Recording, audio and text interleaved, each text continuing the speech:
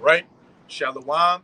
This is GMS New Orleans coming at you with another live camp. But before we get started, as always, we're going to give all praises, glory, and infinite honors to Yahweh, Bahashem, Yahweh Shai, Bahashem, Rakakwadash. Double honors to the apostles and elders of Great Millstone who rule and teach well.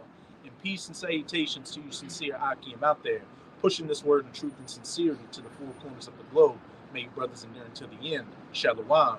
Shalom. And hey, it's another day in this wicked kingdom Babylon, and definitely, through the spirit, one of those wicked five cities that surrounded Sodom and Gomorrah, because this is one of those places that's just engulfed in wickedness. Any vice, any degeneracy you can think of is taking place right down on Bourbon Street down there, on Canal Street.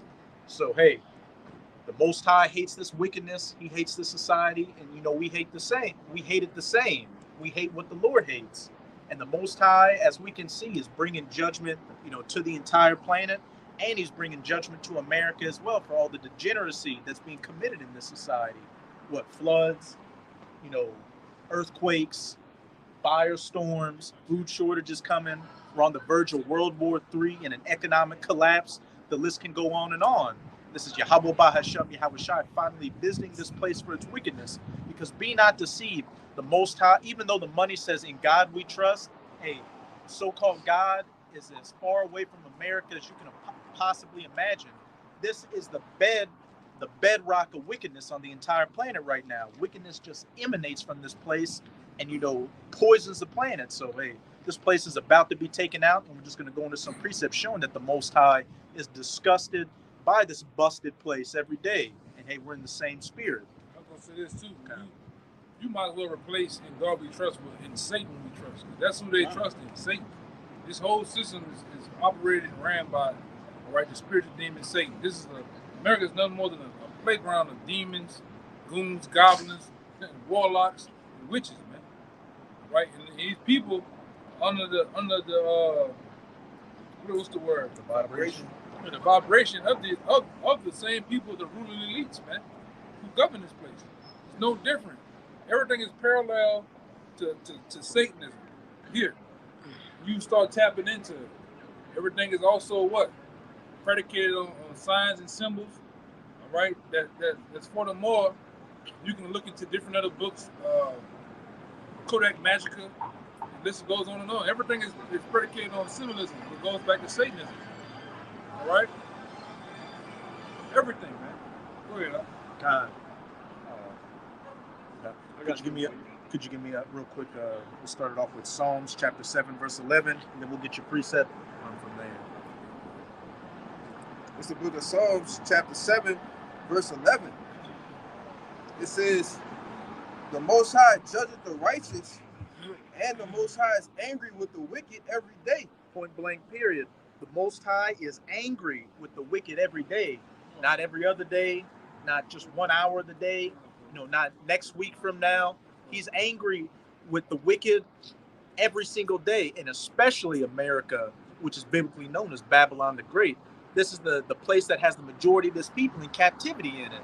The 2/3 of wicked too and going to get it, but his elect, the majority of his elect are here, going through it, having, car issues, family issues, health issues, all that, just constantly getting broken down and having to stay in this wickedness.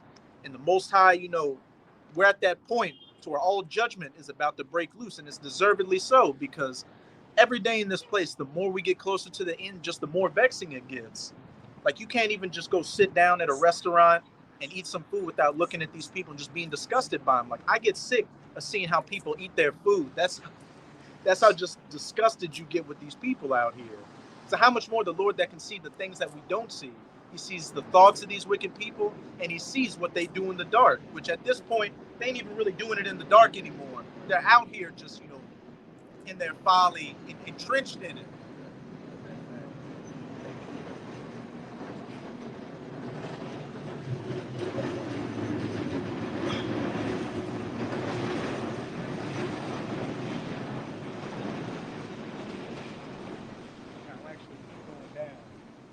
But yeah, at this point, these people aren't ashamed of their lasciviousness, their lewd acts and their degeneracy out here. Especially, when we're down here in the gulf of this madness of New Orleans, We see people walking around, sodomites, whores, and all that. But even in our daily life, with the Jakes you work with, they talk about degenerate shit. You see Jake and these other heathens just walking around being degenerate. It's vexing on every level. Like what it say about Job, that he was vexed with the conversation. Oh, you got it? Kind of get it. It's 2 Peter chapter 2, and I'm gonna start at 4. For if the Most High spared not the angels that sinned, but cast them down to hell and delivered them into chains of darkness. And those angels, talking about the Israelites, were cast down in these chains of darkness right now, this flesh. And he spared us not because what? We sinned in the past. That's been one of the hallmarks of our nation, is following after these heathens' ways and their wickedness, and us falling for it.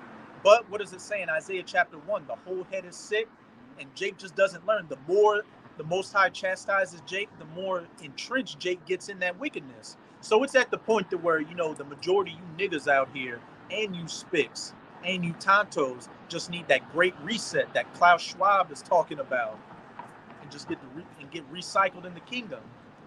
Example right there. It says, and delivered them into chains of darkness to be reserved unto judgment, and spared not the whole world, but saved Noah, the 8th person, a preacher of righteousness, bringing in the flood upon the world of the ungodly. And that's talking about what the first death, what was the reason that the Most High flooded the earth? For the wickedness that it was engulfed in. And with this second death coming, which is going to be that death by fire, those nuclear missiles, this is actually the wickedness that's taking place now is exceeded the wickedness of the past on a whole other level. You got people out here that can literally get surgeries to, transform, GMO foods out here, the chemtrails, just all this madness on the internet. Like it's exceeded the bounds of wickedness in the past. So that's why the judgment that's about to take place is going to exceed the judgment of the first death. It says, and turning the cities of Sodom and Gomorrah into ashes, condemn them with an overthrow, making them an ensample unto those that after should live ungodly. And hey, what was going on in Sodom and Gomorrah? Same things that's going on now, that alphabet lifestyle. And it was so bad then that the Sodomites, what did they do? They wanted to get at the angels. They said, let us in that we may know him. And Job wanted to offer his daughter, so they wouldn't do that. It's like, no, we don't want the daughter. They were about to break down the door to get those angels. And on a long enough timeline in this society, they would just be that bold with it. How women get, taken out here, they'd start taking men. It's getting to the point to where, being a so-called cis or straight male, that's going to be seen as the minority. That's going to be seen as the offense. That's going to be seen as the abnormality out here. Oh, you don't roll that way? You're a weirdo. You got to be in the closet to be straight if the society was allowed to last.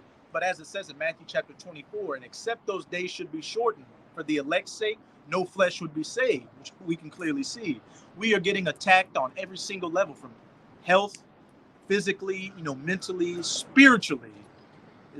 If it wasn't for the will of the Most High, we'd be engulfed like the majority of these people out here. Yeah, it says that in Isaiah 1:9. Right, except the Lord had left us a remnant, we'd be as Sodom. Point blank, period. We might have to get that one. But yeah, some more? Yeah. I know there's a lot of meat there. Yeah. And deliver just Lot, vexed with the filthy conversation of the wicked. Vexed with the filthy conversation of the wicked. I'm not going to go into too much details, but I told the brothers about it. This Jake I got to deal with, throughout the week on my job. Just every other sentence out of his mouth is just, you would think the degeneracy he says one day, there's no way it could exceed the degeneracy he says the next day. But with these last couple of weeks, it's just gotten worse and worse. So it's just like, man, there's no hope for you. You need to be recycled. Yeah. That's that Isaiah. God. This Isaiah chapter 1, verse 9. Except Yahweh, the Lord of hosts, had left unto us a very small remnant, we should have been as Sodom, and we should have been like unto Gomorrah. And what happened to everybody in Sodom and Gomorrah, save for Job and his 2 daughters? They were wiped off the face of the earth by that fire and brimstone. So, unless the Most High left that small remnant for us, or what? Except those days should be short for the elect's sake. No flesh would be saved. The entire nation would just be engulfed in this madness, this alphabet lifestyle, and be judged like Sodom and Gomorrah was judged for it. Then we'll go back to that Psalms chapter 7. Yeah, it's the book of Second Ezra, chapter 15, and verse 7. Therefore said the Lord, I will hold my tongue no more as touching their wickedness, which they profanely commit, neither will I suffer them in those things in which they wickedly exercise themselves. Behold, the innocent and righteous blood cried unto me, and the souls of the just, and the souls of the just complain continually. Can we read the first part?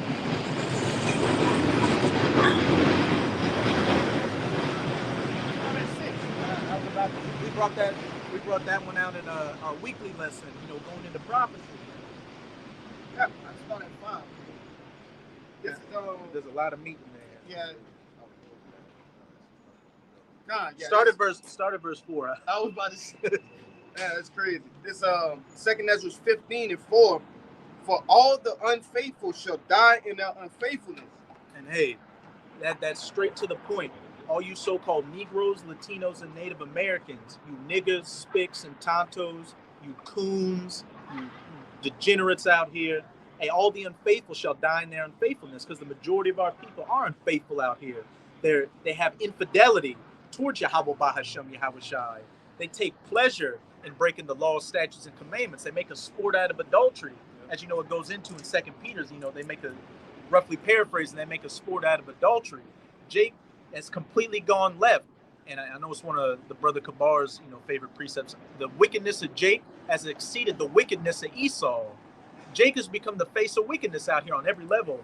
Idolatry, whoredom, that alphabet lifestyle, gang banging, what is idolatry? What's the covetousness? Jake all about getting the bag, all that. Jake has exceeded Esau on all levels. So that's why you're going to be judged with Esau when America is finally touched by Yahweh Bahashem Yahweh Shai. Verse 5. Behold, said the Lord, I will bring plagues upon the world, the sword, famine, death, and destruction. And hey, that covers every level. The sword, famine, death, and destruction. And we can see that, in other places of the world, they're going through the sword, Ukraine, the Gaza Strip over in the Holy Land, famines. They're talking about a rice shortage coming. And then a lot of places in Africa right now are on that level to where, dozens of people, hundreds of people are dying a day. That's coming to America as well.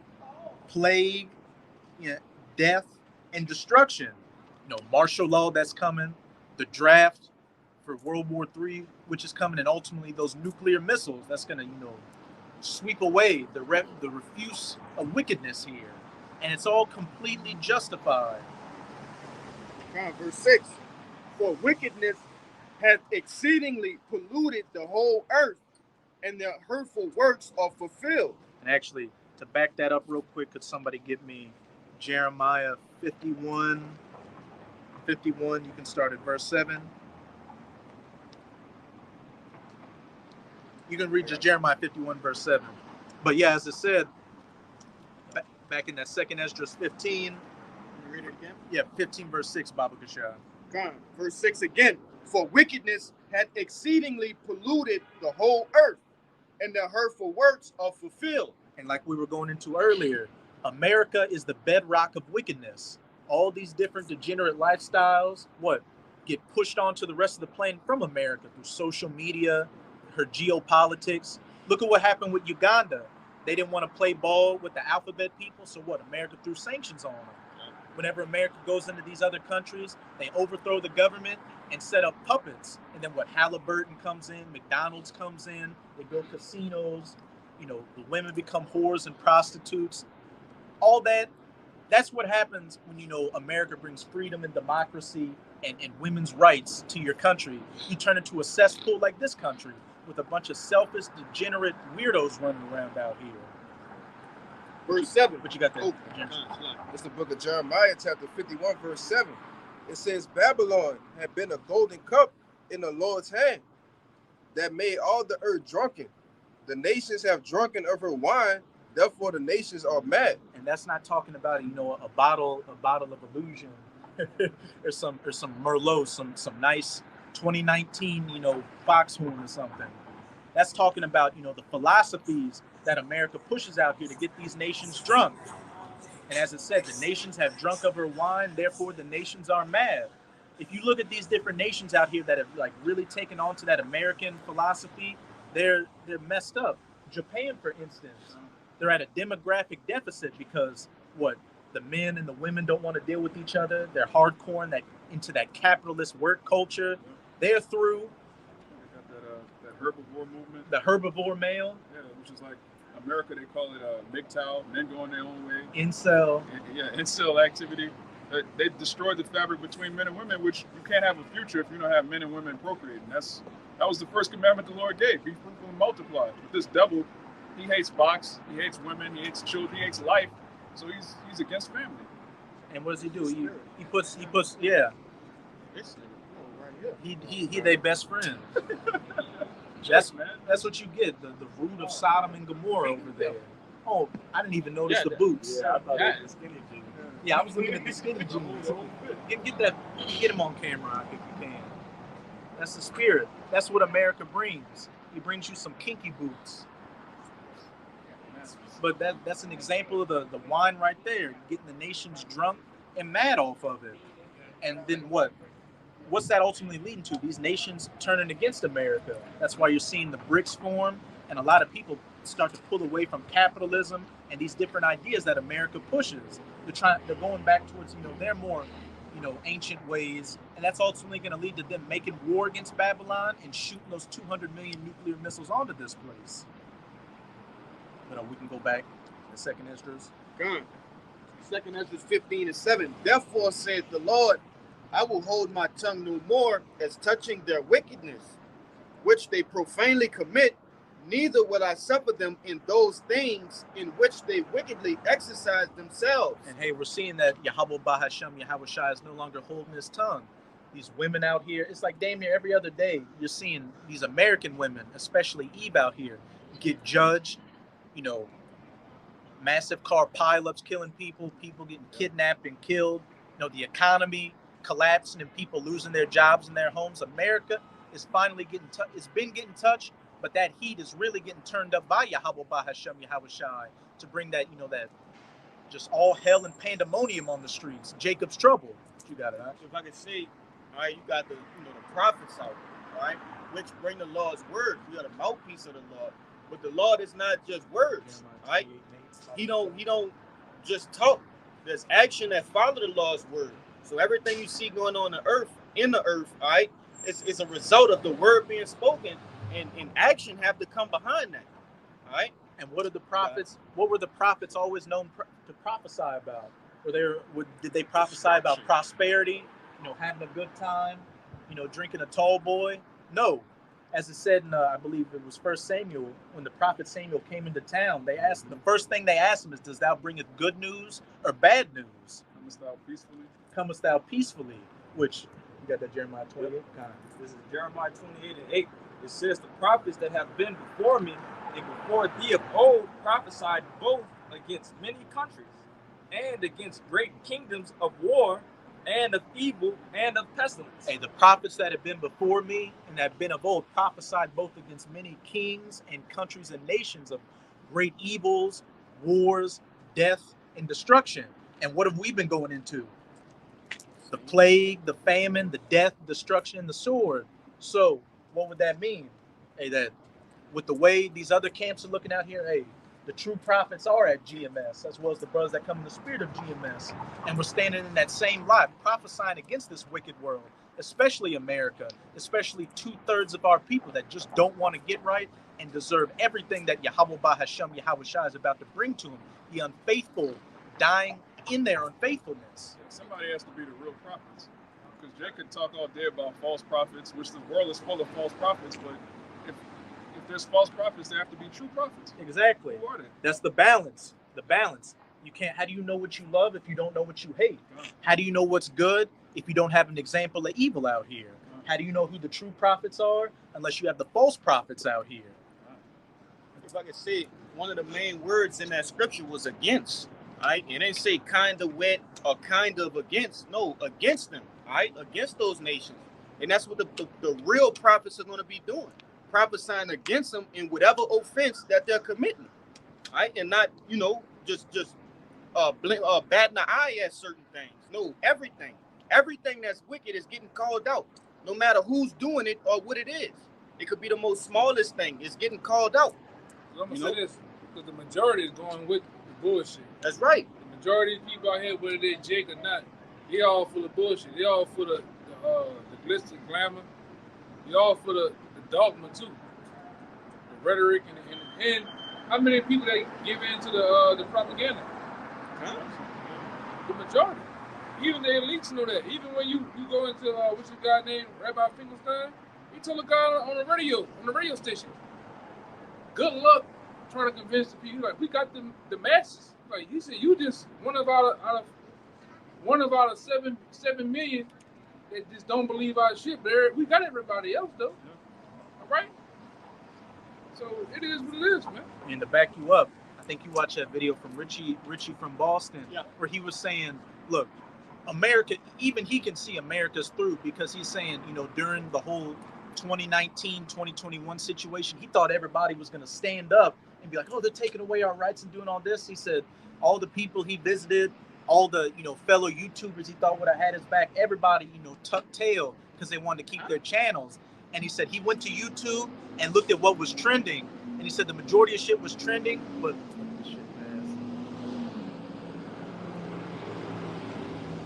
current events weren't trending. What's actually going on in the world wasn't trending, but a bunch of effeminate Edomites playing video games, playing Fortnite, playing Call of Duty, and commenting on other YouTubers was trending. And he was like, here we're on the verge of World War III, economic collapse and martial law, but people are talking about a goddamn Call of Duty and Fortnite and what one of these asshole celebrities is doing out here. Yeah. Whatever he had to say something about it. Yeah. And you got people out here that, see the bullshit too. But the thing is, we know what the end game is. A lot of these people think, oh, if we just come out and exercise our rights, that we can take the Constitution back, that we can make America great again. But the only thing that's getting made great again is the nation of Israel. Everything else outside that is going to be turned to dust and ashes and smell of smoke. Yeah, the point you wanted. Yeah, that guy was a prime example of what we just said. No matter what he is, what are you doing about what's going on? Exactly. All he did was come by and clap his hands. Now what? With the Night at the Roxbury shirt on. He looked like a heathen, but still, you got heathens that's saying something. They're not doing the work. They're heathens, but they saying something. But back in that, we can actually end it there. I'm gonna just read that last part, then we'll jump back to that Psalm 7. But it said, behold, the innocent and righteous blood crieth unto me, and the souls of the just complain continually. What? Those that sigh and cry for the abominations being done therein, as it says in Ezekiel chapter 9. The innocent and the righteous blood is out here, crying unto Yahweh Bahashem Yahweh Shai. How long? Condemning this society. And it even says the souls of the just are complaining continually. You even got, the prophets that have passed away, and Israelites that were wicked on this side but are in the spirit world crying unto Yahweh Bahashem Yahweh Shai for our sakes, asking how long. And they're in that spirit of Yahweh. They hate the wicked every day as we hate the wicked every day. As Yahweh Bahashem Yahweh Shai is hating the wicked every day. You had a quick one, Tom. And I saw you had an article too. This is St. James chapter 4, verse 4. Ye adulterers and adulteresses, know ye not that the friendship of the world is enmity with Yahweh? Whosoever therefore will be a friend of the world is the enemy of the Most High. Point blank, period. Reread the first part, Akbaba Kashan. James 4 and 4. Ye adulterers and adulteresses, know ye not that the friendship of the world is enmity with Yahweh? The friendship of the world is enmity with Yahweh. And I believe in 1 John somewhere it says, you might know where it is in like 1 John, where it talks. If you love the world, love not the things that are in the world. Hey, the friendship with this world is enmity with Yahweh Bahashem Yahweh Shai. Because again, this world promotes nothing but wickedness, everything clean contrary. This world promotes the downfall and the destruction of our people. It promotes our women to be whores, our men to be sodomites and thugs out here. But Jake thinks he's made it here. He thinks this is paradise in America. Jake or Jacob join the military and think, oh shit, I can get the college degree, I can, make a life for myself. No, this whole society is predicated against the laws, statutes, and commandments, which what? B sub B means it's against our power and it's against us. I'm gonna wait till this trolley go by. But this is the thing that's constantly going on with Jake going into what he's saying.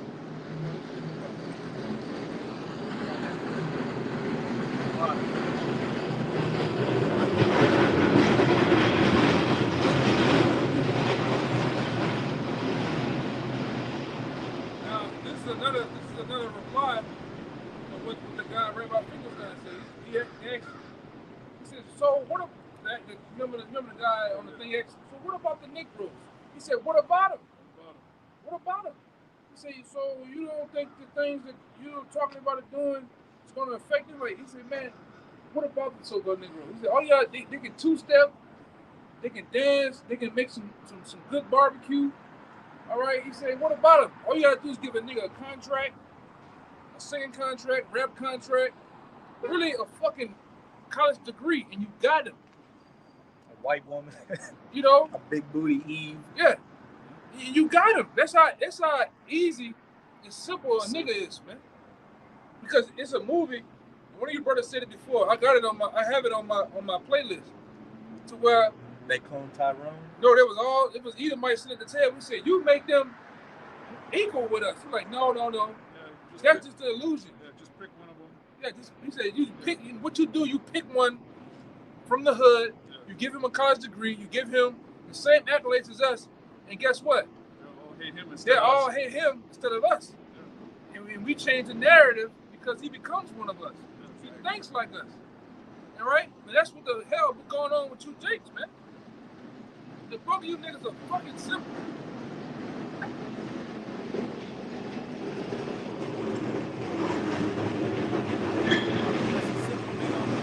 Right there.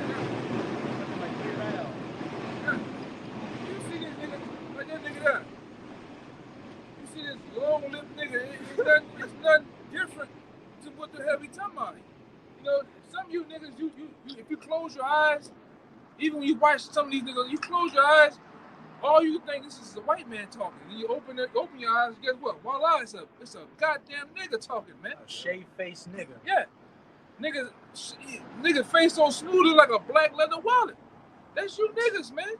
You become your oppressor. You think like him. You move like him. Everything is predicated on you being him. Even you fucking Latin tribes, you the worst, man. You dance the tune of the so-called white man. We got one at work. All he do when it's Jake outside the car, waiting to have the meet, he stays in the car until boss man pulls up. Boss man get out the car, he get out the car walking. He gonna shake his hand first, man. You niggas is cool. And sometimes we be around Edom, fucking like they be all about fucking over y'all, man. I know I'm supposed to give him $150 extra. Just give him 25. He's not gonna ask. He's a hard worker. Yeah. Jorge's a hard worker. That's what's crazy about Coons is that Esau hates traders. So you being a traitor to your own people, Esau that he's still looking at you like this nigga sold out his own people. Man. Yeah. It's a piece of nobody respects traders, man. And an ass kissing. Yeah. And one thing about the Edomites, I know personally, they know that y'all be ass kissing, man. And the thing about ass kissing and kissing ass, once you kiss a couple of asses, you gotta keep kissing asses. Them lips of yours become raw, compromised, and big. Cause that's a lot of ass kissing, man. So it's best to not never kiss ass. It's best to be your goddamn self. All right, motherfucker got to like it or love it with me. Fuck, I'm 35 now. I have become who I am. Take it or leave it, man. And that goes for the nations too. Fuck them Edomites, man. You know. And the more you grow in the truth, There we go. Hey, there we go. Perfect example right there. And they eat some chicken too. And they eating some brothers. They came back to the hood. You know? The prime example we talking about, man. Nigga, you give a nigga a Macy's suit, all right, and a tie, On sale. On sale. Niggas transform into an Edomite, man. 2,400. Especially that fucking black woman, man. One thing I know about you black women, I'm talking about you sell out black women. All right? You fuck your way to the top, to the penthouse where the Edomites dwell at on the corner office. That's you. Be a secretary. Yeah. Anything, Mr. Jeff? You motherfuckers. Then when you know, Jake like me, I be watching them from afar. And all you see this all day, the black woman, bobblehead. Yeah. Oh, yeah. Yeah. Bitch, you don't act like that, man. Acting like Esau funny. Esau's not funny. At all, man. Tom. And touching his shoulder Yeah. and all this shit. Yeah. Soon as you come up, I seen the personality of a bitch change, man. And I said, fuck it, man. You get in the line, you're in the line at the grocery store, blip, you just hit that number all day. Blip, you just hit that bitch all day. How's your day? But soon as you come, How you doing? it's like the scene when Final Destination come, the nigga about to get killed. You see all the bitch frowning up. You know, you see her, she get the evil out of them eyes turn red on the bitch, man. How you doing? That Klingon look on the forehead, ball up and get all tight and shit. Yeah. Hey, so man, hey, the hell with you too, man. But you wonder why Jake going over there with the passport boys, man. You wonder why Jake? Yeah, man, fucking can't. Niggas got a goddamn passport. Sounded like, I heard a black woman out here talk shit. Sounded like Lex Luger and Macho Man Randy Savage mixed together. The bitch sounded like she didn't smoke cigarettes for a living. And mad because the nigga don't want to choose her. Fuck you, man. Exactly. They don't want to deal with that bullshit. You see videos of Jake over here crying because his woman left Jake. Yeah. Jake shaking in the bathtub because his woman left. Remember that one video with the guy, the woman kicked him out? And He was at the window like this. with his hand on the window and a tear came down. And that tear got right here. You know that tear, it balls up? And it shakes a little bit, and that bitch goes, blue. He was doing that, man. See, look at him. He's not coming inside tonight. You're fucking crazy. And then when you look at the passport bros, Jake over there in a hammock with some Eve feeding him a mango, and you just hear "a la coconuts" playing in the background, like Jake, some tropical music and shit. Nigga tired of that shit, man. Meanwhile, you on the goddamn couch. All right? You on the goddamn couch, man. Shaking. The fuck, man? Everybody got time for that shit, man. I'd have been to cuss the bitch out, man. Fuck that. You can get your ass out of here. All that, man. Press tense stuff because you ain't got it all. You ain't cleared the pipes. All you got is a headache from some spicy macaronis, man. Ain't got a shit. Fuck all that, man. Sleeping on the couch. Go ahead, brother. This shit is bullshit, man. I'd have been nutted up on a motherfucker, man, and then wigged out. Go ahead, brother. But that's the state of things out here. Jake is. This whole society is predicated on downplaying the man, especially the Israelite man, treating you like a second-class citizen, first fired, last hired, get disrespected all throughout society. I'm gonna say something. Y'all brothers never notice what they do to a man in society? No, it don't matter what nationality the man is. But you notice when you watch every sitcom, every cartoon, and there's a man in the house, what they play the man as? He's a dummy. He's an idiot. Family Guy. Simpsons. Family Matters. Married Children. American Dad. What is American? American Dad. The list goes on and on and on. They make the man seem stupid here. And oaf. And he can't handle his business, man. Meanwhile, what's the Simpson woman? She's handling all the business. She's a smart one. She has the answers. Yeah, has all the answers and shit. That's by design. That's what you call predictive programming, man. You know? They have the laugh track, like the man is like, I don't know what's going on. Then you have the laugh track and the woman walks in with their hands on her hips, like, okay, honey, I'm gonna handle it like this. Just madness out here. Hey, madness. Hey, and the Lord doesn't not come through, man. Come on. As you see. Some Romulans. Got the Jada Pinkett going on. Yeah, and if they look for the strong, bald-headed black woman.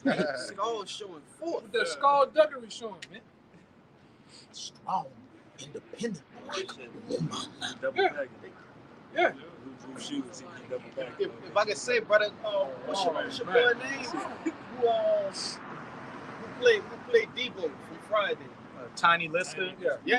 Hey, that dude said that they don't even want to give him no more roles because he's denying the effeminate roles.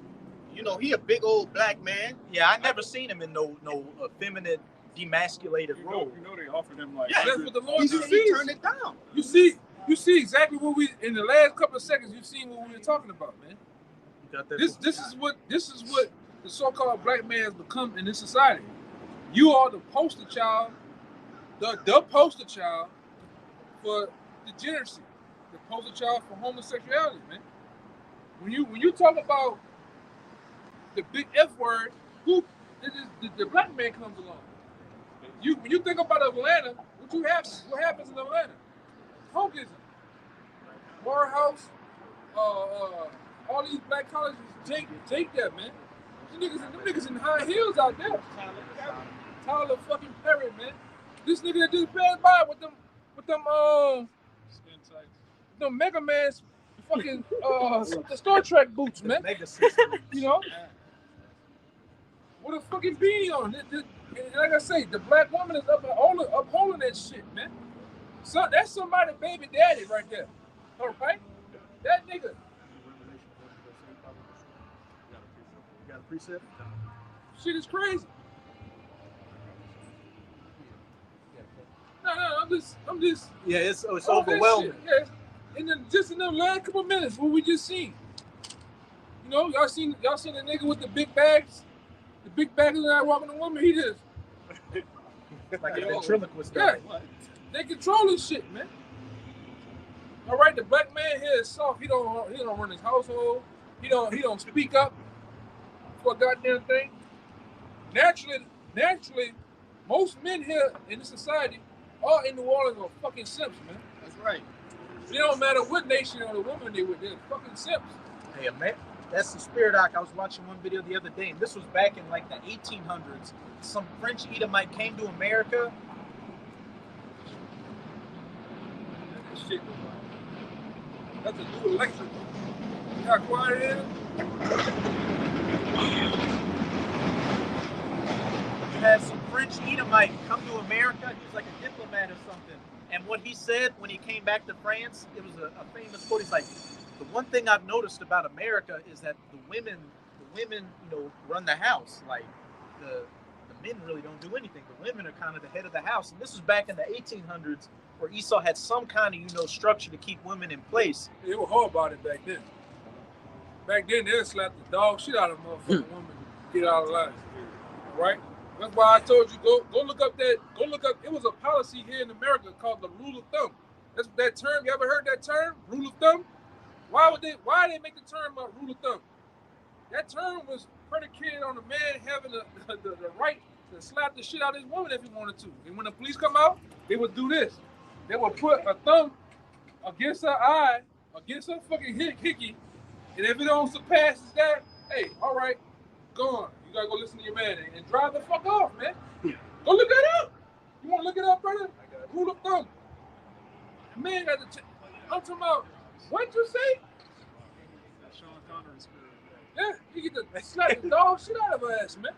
And I'm not saying that, Yeah, we're not saying, go out and when do that. When you get home today, just take off your belt. I'm talking about an old term back then.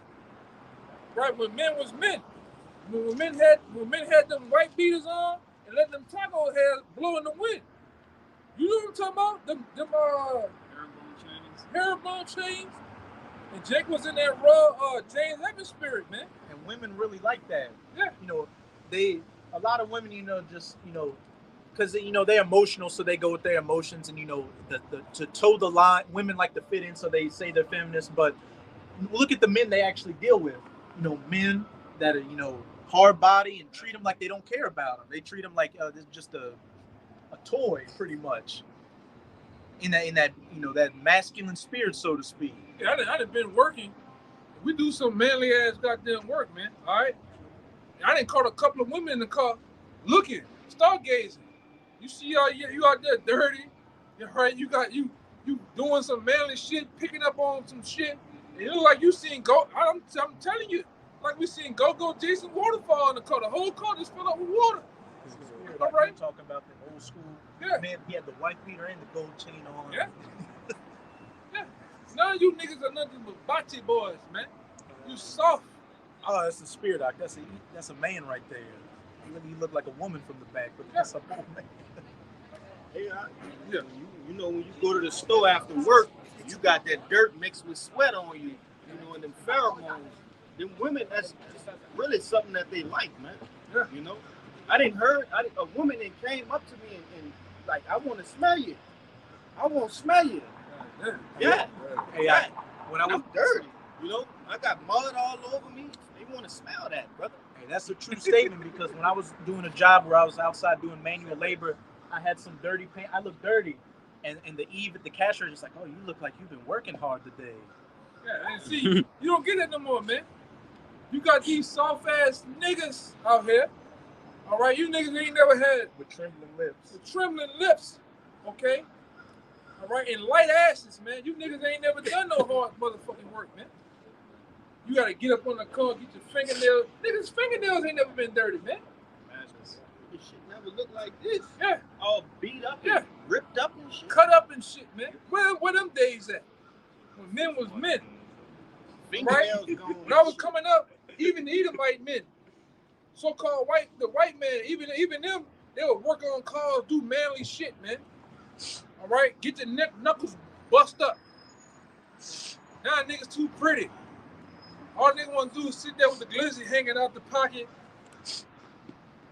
What's this shit? What fucking water project this? I don't know. I've been trying to figure that out for the fucking longest with you niggas, man. What the fuck is this? Nigga on a picture from Michigan State. He on a picture like this. What the fuck is that? You know? But anyway, you don't have that. You fucking men in society, you can't even change a goddamn car tire. I done seen niggas. Woman in the car, she's like, oh Lord, this nigga head is stupid. You on the phone, AAA? Yeah. How long?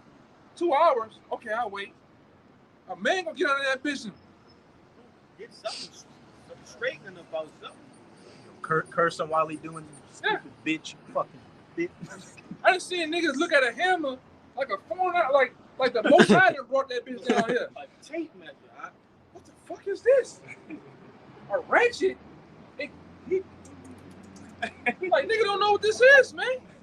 You fucking men out here ain't nothing but a piece of shit, man. And you deserve fucking death, man. Right. You niggas ain't, you women. You little boys here, man. Nigga soft, brother. If somebody can be real quick. And I'm gonna say this one more fucking thing, man. And when you do walk around, you know, you got your shit on, you rugged, raw. I'm talking about these so-called ministers, they look at you like a, you know, what the fuck is wrong with you? Alien. Yeah, I see you're holding some. Everybody kind of holding some. Kind of. You can get real quick. Give me Jeremiah 51 verse 33, and we're bringing this precept out, you know, just to back up this point because we are going into a world war, and when they talk about the draft, you know. We got drone technology and all this fancy stuff, but at the end of the day, it's men that's on the battlefield that, you know, have to fight. Look over in Ukraine with Russia. They talking about it's World War I conditions over there. They in the mud, they in the ditches, people getting grounded up by tank treads, all that. But over here in Babylon, hey, the majority of men out here, you know, don't want to fight. And now that they talking about, you know, a draft coming back, they're having the TikTok I don't want to go challenge or whatever. You got a bunch of effeminate men saying, doing the little finger thing, having a soft ass voice, talking about, oh, I'd rather go to jail than you know, go fight. And that's just going back into what the elder brother's talking about. The generation of men in Babylon now is shit water. They highly effeminate, they highly suspect, and they got some tight ankles. Kind. Book of Jeremiah, chapter 51, verse 33. For thus saith... Which one was it? I was right. It's in that 30. 51 and 35. Jeremiah 51 and 30. It says, the mighty men of Babylon have forborne to fight. The, Yup. Yup, that's it right there. the mighty men of Babylon have forborne to fight. And there really ain't no mighty men in Babylon like that anymore. But,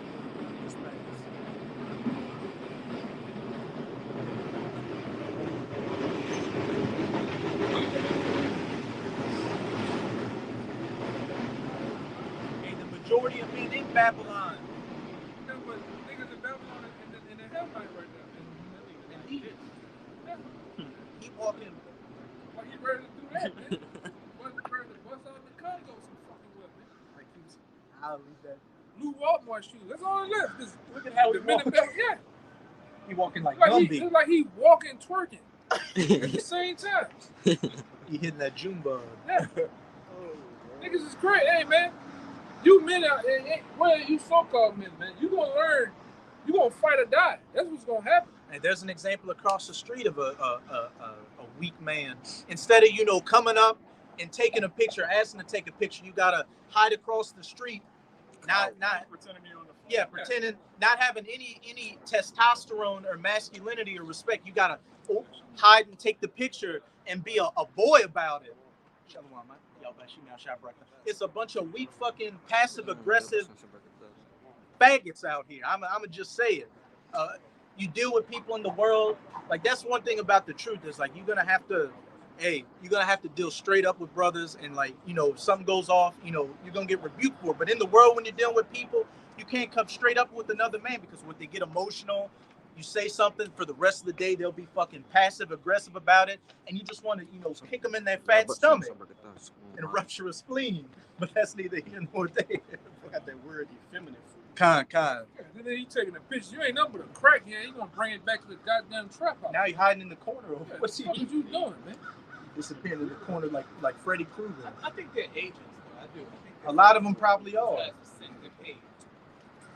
They see Hebrew Israelites, they pay to report on us. And he's on the phone, man. They're calling me a sissy. They're saying I'm suspect. Yeah, you is suspect, man. All right, you is suspect. Wait, is that a nuts? Is that a Eve or is that a man? Yeah. Shit you do, we find suspicious. All right, See, very suspicious, man. hey, the This guy. women that left their natural estate. Look at this guy. Damn. Yeah. God Brooks. That's that's your boy from Napoleon Dynamite.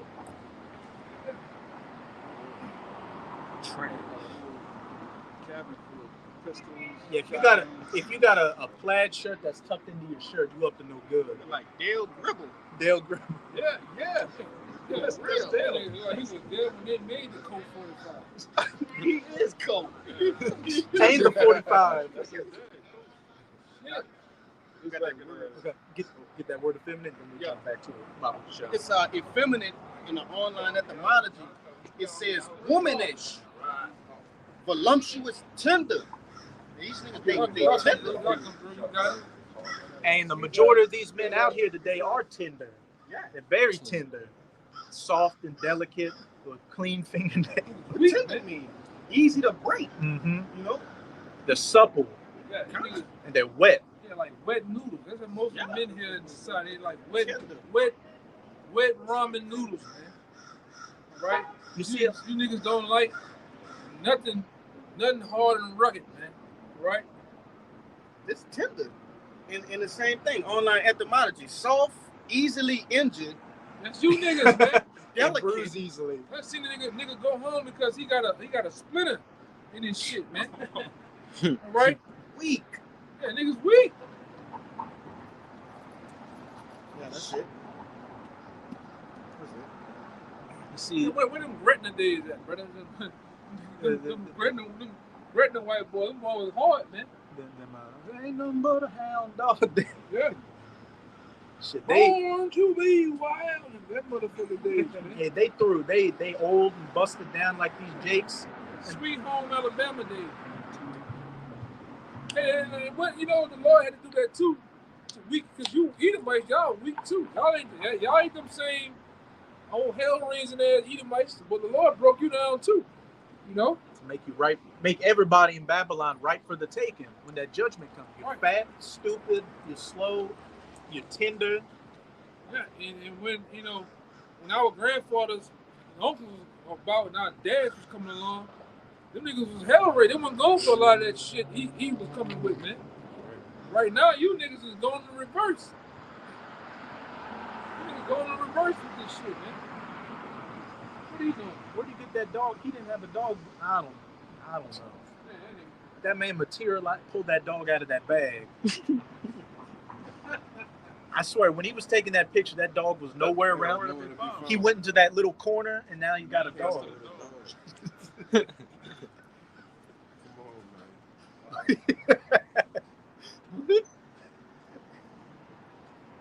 That car sat on that corner right there for like Yeah, some more. Oh, that's it. Con, but we'll get back to that Jeremiah. It's the book of Jeremiah 51. We read the top again.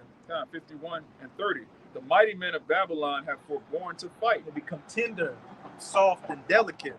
Again, like that TikTok thing where a bunch of men with a soft ass voice is talking about, I'd rather go to jail before I get drafted. Well, hey, some hard body shit happens in jail, and also they have something called penal battalions where they take men out of prison and you get sent, to clear minefields. They send you on the death missions first. Yeah. Like all that shit is coming back. You get the chance to run in them leaning shoes across a minefield, man. And we know what's gonna happen across that minefield. Boom! You gonna run into something. All right. Same thing they did you Jakes in the time of Vietnam. A lot of you that was all in these hoods. It took you from out of there and put you on the front lines, man. Where the hardest fighting was. And then a lot of you niggas, this is coming out of the mouth of family members and dudes that went over there.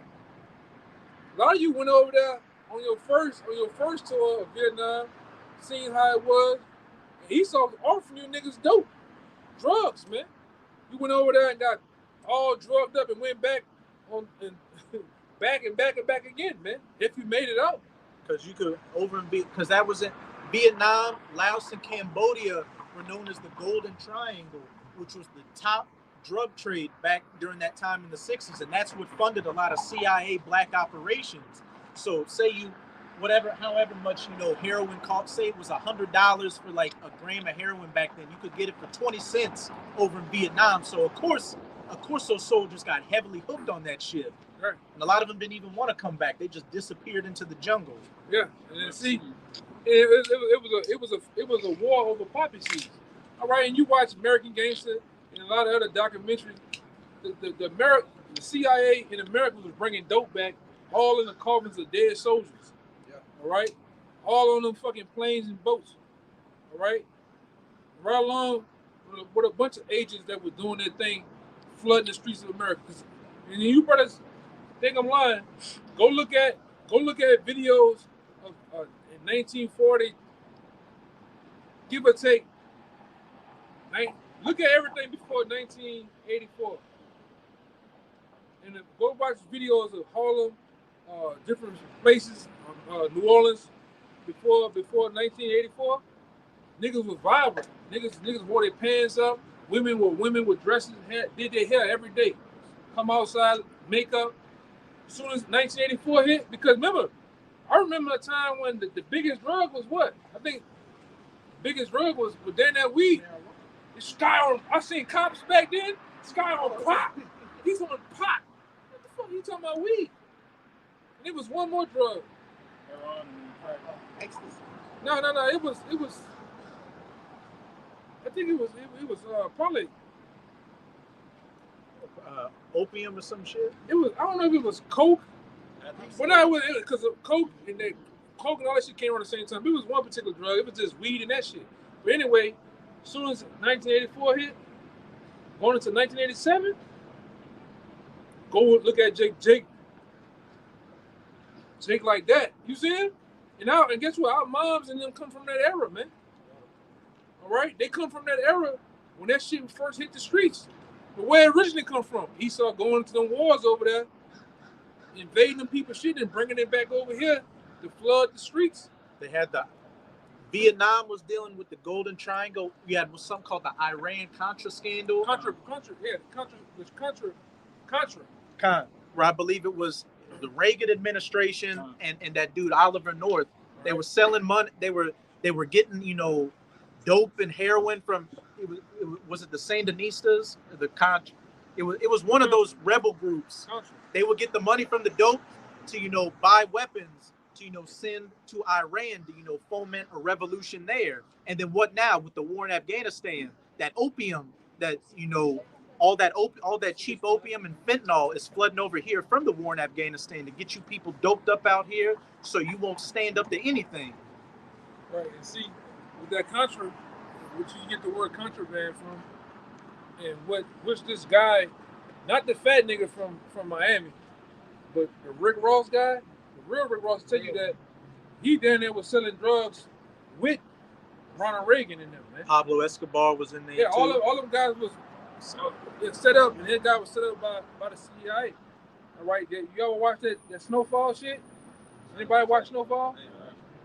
Snowfall is about the real Rick Ross. The real Rick Ross, not the fat motherfucker that took his name, but Freeway Rick Ross. That guy, Franklin, is Rick Ross. And it talks about what really happened. All right, that's the history, little backstory on this shit, man. But they was flooding the streets with this shit, right? Getting it. Same thing what they were doing with the guns. All these tunnels. When the fuck the Mexicans get the machinery? They got submarines. Yeah, Cartels got submarines. This is talking about America. These motherfuckers, you can't do really nothing without them knowing. You tell me they get the drill tunnels feet down in the ground from Mexico into America in Brownsville or Kentucky or some shit. Or what they call that shit? Texas, Arizona. Yeah, all the way into Texas, some goddamn one without them knowing. They know this shit, man. They know this shit, and they do it. Even Rabbi Finkelstein said that even your top drug dealers, we build them up for a while until we get tired of them, and then we chop them down. We make a new guy. All right, all this shit. When you start finding out, and then another guy, like I say, Houston Mullins, Joy Max, but them some good guys to go into on what's really going on and what really happened. All right, you look at the Mexican cartel. That shit ain't nothing but that was shit set up by the elites, man. To kill the middleman. Because you started having a lot of middlemen that did what? Started their own little drug shit, and they used the cartel to kill off the middlemen between them and the cartels and shit. But to have control. These devils, they do it all, man. They set up both sides of everything. So it's no such, and just like us. You got the real prophets, and then you got the guys that's out here faking the funk and seeming that they're prophets. They look like they sound somewhat like the prophet, but they're not the real thing, man. Like this brother. Remember, this brother I tell you years ago. I told him, I said, man, you as a man have to go along and find out, put everybody on the table, and skim through, look at everything. Even us. And then you'll find out which one is telling the truth. He did that. Yeah, go ahead, Hey, just every example you look at, there's something called controlled opposition. Mm-hmm. Esau is funding both sides of the conflict. Another more recent example is what ISIS. ISIS was, they said this was a Islamic movement that took over Syria when there was all a bunch of mercenaries set up by the U.S., NATO, and the state of Israel to what?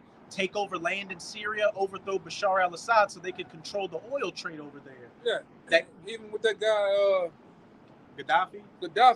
The U.S. wanted to build a pipeline through Qatar, and Gaddafi told him, hell no, man, you couldn't do that. What happened a month later? They was beating his shit out, putting him out there, putting the pistol to his head, blowing his brains out, man. Why a month ago he was doing this to Obama? He was shaking Obama's hand. All right, that's how dirty these devils don't play fair, man. And then like this brother get into, them motherfuckers, ISIS and all that shit, Jihadi Judge, all that shit was set up in a Warner Brothers studio. It's a Marvel movie, pretty much. And then they got other guys, citizens that was over there. They was showing the U.S. airdropping guns and all that shit out of crates. They dropped the crates on care packages on Call of Duty. They was doing that shit, ripping them open You got the tear gas say "Made in America." You got the grenades. Spent ordnance, Yeah. spent mortar shells had the serial number, the American, all that on it. Yeah, even when you look at how they got out of Iran and Iraq and left those planes, left all the Humvees and shit over there. Now who has it? Taliban. The Taliban, all these other people. That was by design, man. Even this Hezbollah shit, this is every time there's a new election, there's a new boogeyman. Hey, just to back you up, the Taliban look like a professional army now, but who are they having issues with now? They talking about attacking Iran. They talking about being a problem with China, and who happens to be enemies with both of those countries? America. Yeah, and they're saying that Hezbollah shit, they over here in America now. It's going to attack us. Yeah, Hamas. And like I say, according to what these devils finna do, we always said, man, they're going to make 9/11 look like a day at Chuck E. Cheese, man. Right? You don't know what these devils finna do, but they going to do something. Yeah, guaranteed. They put, and what happened in movies, like the movies like Batman, Joker, even like video games, like when you play the missions of like Call of Duty and shit, they put in there what they finna do in America. The last Call of Duty, Modern Warfare 2, they put in there that New Orleans and Chicago is gonna get hit by some type of pocket nuke, man. Right, they were gonna go into the airport with trained gunmen and just more people there with light machine guns, man. That's what these predict. That's a part of black magic. And in the original Modern Warfare, that no Russian mission, it said only speak in English, so it can make it look like we're from another country, so we can set up a false flag and create a war. Yeah.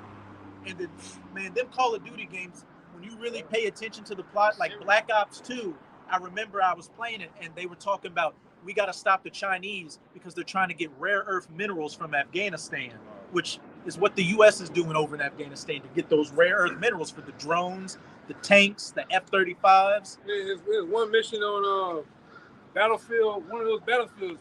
You do some shit, you get there, and by the time nightfall comes, you wake up in the morning, the sign says Iran, Tehran, and Iran. And then guess what? They're waging war on them, man. And so that's the two big, one of the main characters of this thing, of the scriptures. Iran. You go your ass in Iran and it's gonna be on, man. But you've been pussyfooting, E. Yeah. You've been pussyfooting and going in Iran. You know what's gonna happen when you go in Iran. Right along with you 1948ers, man. Just go ahead and attack Iran so all hell can fucking break loose, man. You know? We get the hell up on out of here, man. Like I said, we pushing towards the eve of destruction. Who knows what the Apostle Paul is going to name that?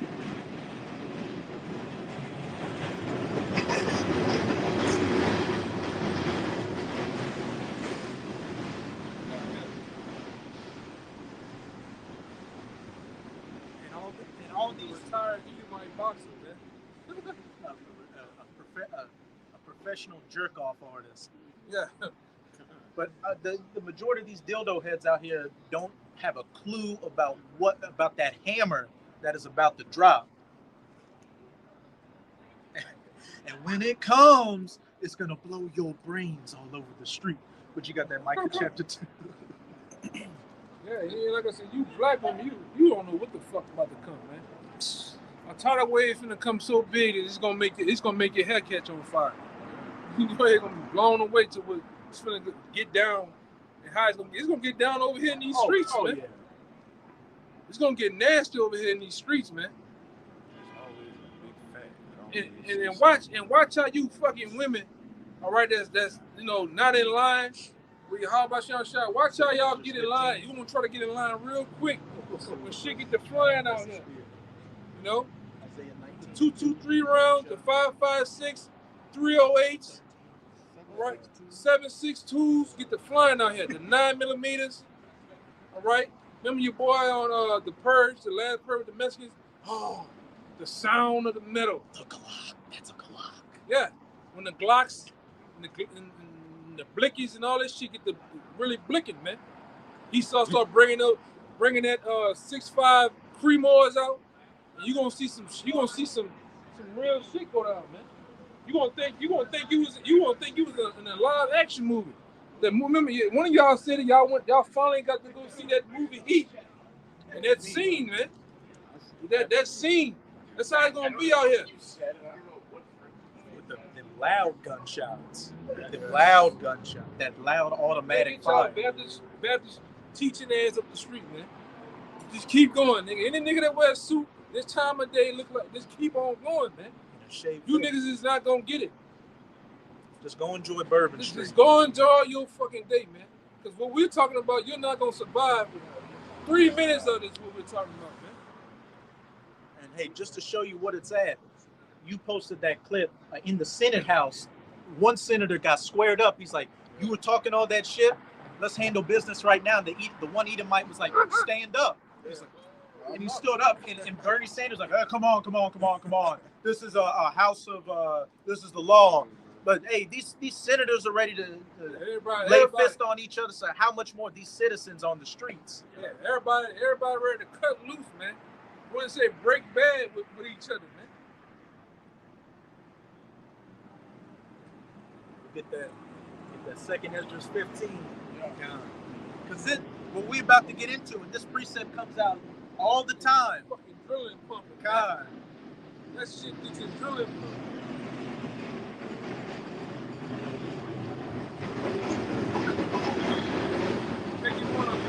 Make you just wanna go to Home Depot and go get you one of them Louisville sluggers and drill nails through them bitches. Wrap that barbed wire around. Yeah. Because it's about to get, as the elder brother always goes into, that Conan spirit is coming out here. Like there are only so many bullets that's gonna be shot before it gets to hand combat. Yeah. You women down here, you been paying the price, but niggas been in that real cold Conan spirit. Not even giving a damn about the woman. You get the business, the same business a nigga was getting, you getting that double that, man. With tax. All right? Man. Yeah. I've been going to, the Jerk House. They've been having a poster in there for like the last month saying, "Oh, have you seen this Eve? She's been missing." I've been seeing more and more of them posters pop up at these different places, a missing so-called black woman. And one of the spots on my job, they have a plaque on the wall saying, "This is Shaniqua." I've been seeing niggas too. I think all the niggas are missing, and then they gone to the White Howard's house. Tell you the truth. A lot of you niggas over at the White Howard house spending the night. Laying on your back like every nigga on the milk carton ain't missing, man. Some of you niggas just gone over there. Go ahead, brother. Giving out autographs without a pen.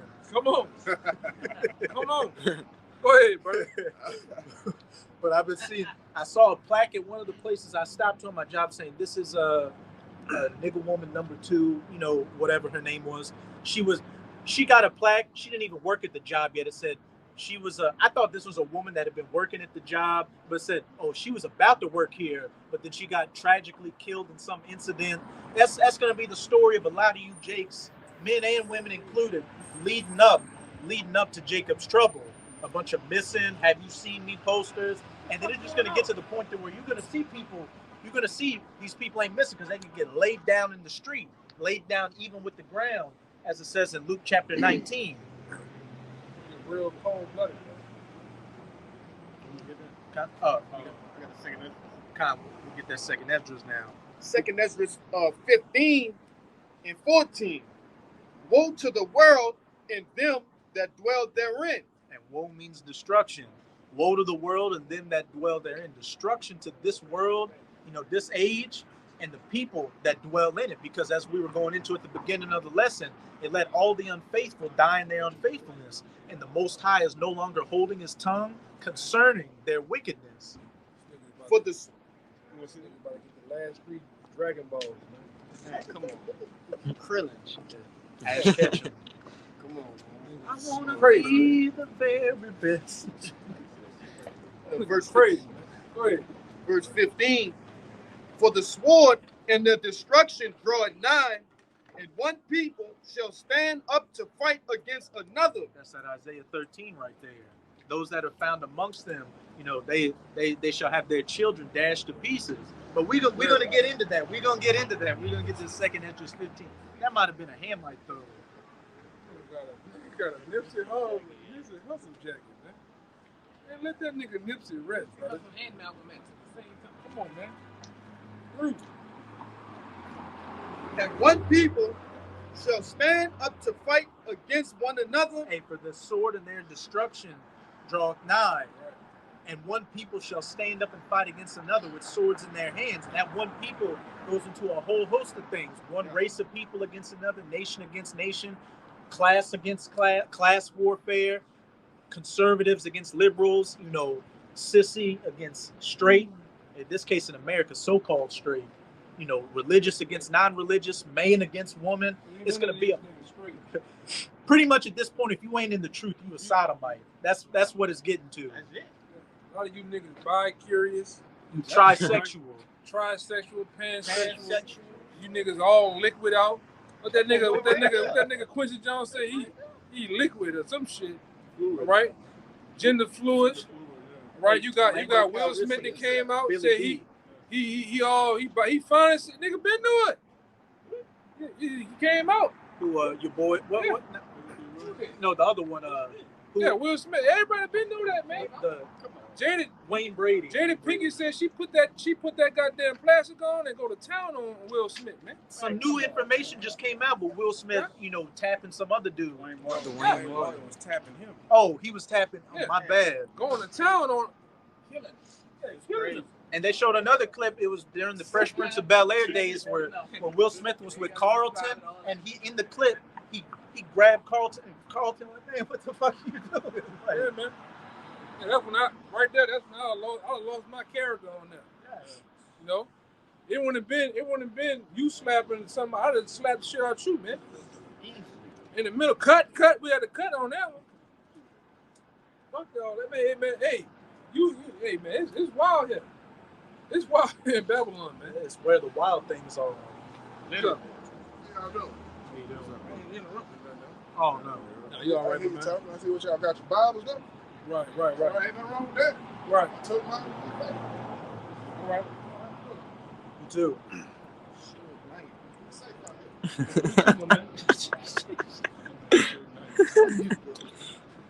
Big ass Tylenol PMs on his feet. Get your ass up. Smelling like Reggie. Feeling like Reggie. Fucking talking about he keep the Bible on. Go out here. I keep it on.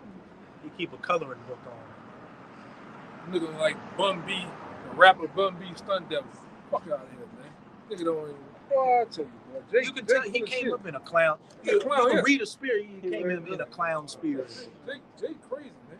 Then now Jake just gonna take pictures, man. You know what I'm saying? Abundant men, bro. Jake crazy, bro. Shit, just enjoy your night with your woman. Watch it get cut up. Hey man, No. you doing YouTube or something like that? My fault. I ain't even interrupt you. But just a positive note, just to say, bro, I ain't even trying to get into a live feed like that. But they portray us to be everything but what I'm seeing right now. Y'all standing on the corner, and I ain't never seen nothing in social media or anything like this. Black man holding the Bible, giving power. Right. It made me turn around and just say, keep doing what you're doing, bro. All right. Yeah, thank you, man. Ain't no problem. All right. Y'all have a good one. Oh, you too, man. Huh? It's an underground camera. Yeah. Jake.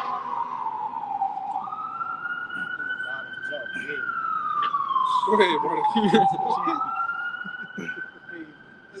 As I said, one people shall stand up and fight against another. Every level of Babylon, at each other's throats. You got that Isaiah 19? Bring it out real quick, Baba Kashar. This is Isaiah 19:2. It says, "And I will set the Egyptians against the Egyptians, and they shall fight every one against his brother, and every one against his neighbor, city against city, and kingdom against kingdom." Hey, city against city, kingdom against kingdom. Hey, every neighborhood, every city, every block of Babylon being a firestorm out here, people going at it.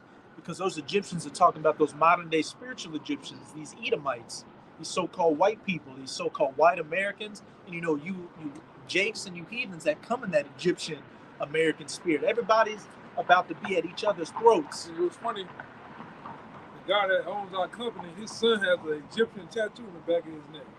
For some reason, he just in that Egyptian spirit for real. I see that a lot. That Unk and that eye. Horus and shit. But you people, y'all all the different kingdoms before America wrapped up in one. Like earlier this week, I seen a Edomite chick with this name them leaves that the Romans put on their head. I know what you're talking about.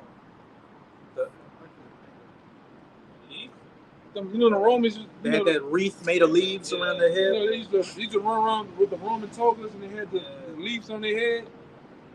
She had that tattoo on her head coming down to the front of her face, man. And you see a lot of these women out here with tattoos of like different symbols and snakes and stuff like that. Because, as the elder brother goes, a lot of these women out here are witches. A lot of these people out here, dabble in that lifestyle. Yeah, especially the black women. The black women that got into that lifestyle of being a witch, right? A lot of the Edomite women here, especially here in New Orleans, there's a bunch of witches here, right? That's why I like to tell you, bro, you gotta pay attention. They call it black girl, man. Nah, that be on some bullshit going. That song they made. Some black positivity for the black woman out here. Yeah. She's strong and independent and can take care of a single parent household. But most of these women, all right, especially down here in New Orleans, that voodoo shit, they be into that shit. You go to a broad house you just met, most of them, like I said, you had the chance to really just chill and go there. A lot of them got them crystals at the house. They got candles. They got incense. They got different deities. They got shrines, man. I've seen You got shrines. You go to the broad house.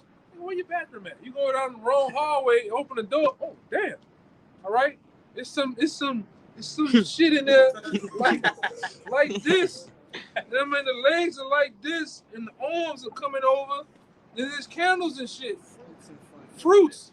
The shit ain't bit the shit. She bit the goddamn fruit, man. All right, got change and water for them. I'm serious. Yeah, some wild Irish rose. Yeah. Then they got the goddamn the thing where you could tell she was in there crushing and putting some potion together. All right, and like I say, my people, some of the women, they into that shit, man. Mixing potions on your ass. Make a nigga fall in love with me. Don't eat the spaghetti, Jay. Take a funny colored bath water. Yeah, that's funny. That shit true. Hey, I'm gonna say it, man. My mama, I don't know. She was into that shit, man. Conjuring up potions and shit. Oh, the money potion and shit. Niggas still ain't got no money though, man. That might be some witch. All right, make you fall in love with him and shit, man. And Jake wondering why he got a. I made you some chicken Alfredo. He made a nigga a bath and everything. He not taking a bath. I'm gonna get some pussy. But the whole while, nigga, they put a spell on your ass. Jake. Yeah. Like that's the best. You wonder why you was shooting ropes. All right. You wonder why you was just painting the wall. Yeah, you painting the walls, man. You like what's the shit with the puppets? Crane gangers. Like that one when he just spray off. Oh, he just coming off the ground, man. The nigga body off the ground. You sounded like Pee Wee. Meanwhile, these women out here will do that shit to you, man. Right? Both of these women, they witches, man. Give me Isaiah 47 real fast. These women, they witches. All right? The men, they into different shit, man. The white women, the different nations, they into that lifestyle because over here it gives them power. And I told you, oh boy, son, and y'all with it today, that boy said, oh, that motherfucker here looks like a reptilian. I looked at him and said, man, this guy, throw it off, man. Looking at that tattoo, that's a sacrificial voodoo knife tattoo on. Next time you be around, that's what I called him. Go look at that. Then the day he had all type of cuts on it. Yeah. You could tell he took a little razor and nicked himself. But that's what they do though, man. You know? Most of the places we go, man, this brother go to, we together sometime. You know, with the especially these women. I mean, you know, there be some Edomite, they be fine young chicks, but these bitches got dream catchers all in the window, crystals and shit. And it's like these motherfuckers like 25, 23. They be on this shit. They don't talk about the old motherfuckers. They be into this shit, man. Hey, I dealt with a woman in the past who had she had the little shrine, and she told me that her friends had wanted her to join their witch coven. And I looked at her friend. Her friend had her hair was green, and it was in like little snake twists. And when I was staying over there once, I had a dream. I had a dream about her friend coming out of a skinny pyramid house with the black witch gear and the hat on. Like, it's just real out here. I wouldn't have been sleeping over there. You had to sleep with the blow on you, man. In your hand. Real, in your hand. One eyelid open, man. They like to say, they talking to their ancestors and shit. That's just a code for witchcraft. That's what the shrine is. The shrine to the ancestors. My ancestors said that, no, we ain't Snakes gonna do and that. shit, man. Woman got, what the fuck you doing with snakes? All these goddamn cats in the house, man. And that goddamn one aggravating ass dog. We ain't finna do that. You know? This is what's going on with the book. You got it in Isaiah? Which one? Which version? 47. You can start about around 8. This is the one that's the stand down with the astrologer. I got you. Yeah. This is Isaiah chapter 47, verse 12. Stand now with thine enchantments and with the multitude of thy sorceries. Yeah, and that's what the bulk of this is going into America, man. Because the bulk of how America was established on witchcraft. The so-called founding forefathers were heavily into witchcraft. Go look, Masons. yeah, just go put in masonry and put in George Washington. You gonna see some shit, man. Right along with the guy it was a black guy. His name escapes me. The guy who orchestrated the landscape of Washington D.C. It was a Jake. But what happens when you look at the landscape of Washington D.C.? You have the eye. You got the owl of Molech. Benjamin Banneker. Is it Benjamin Banneker? That's his name.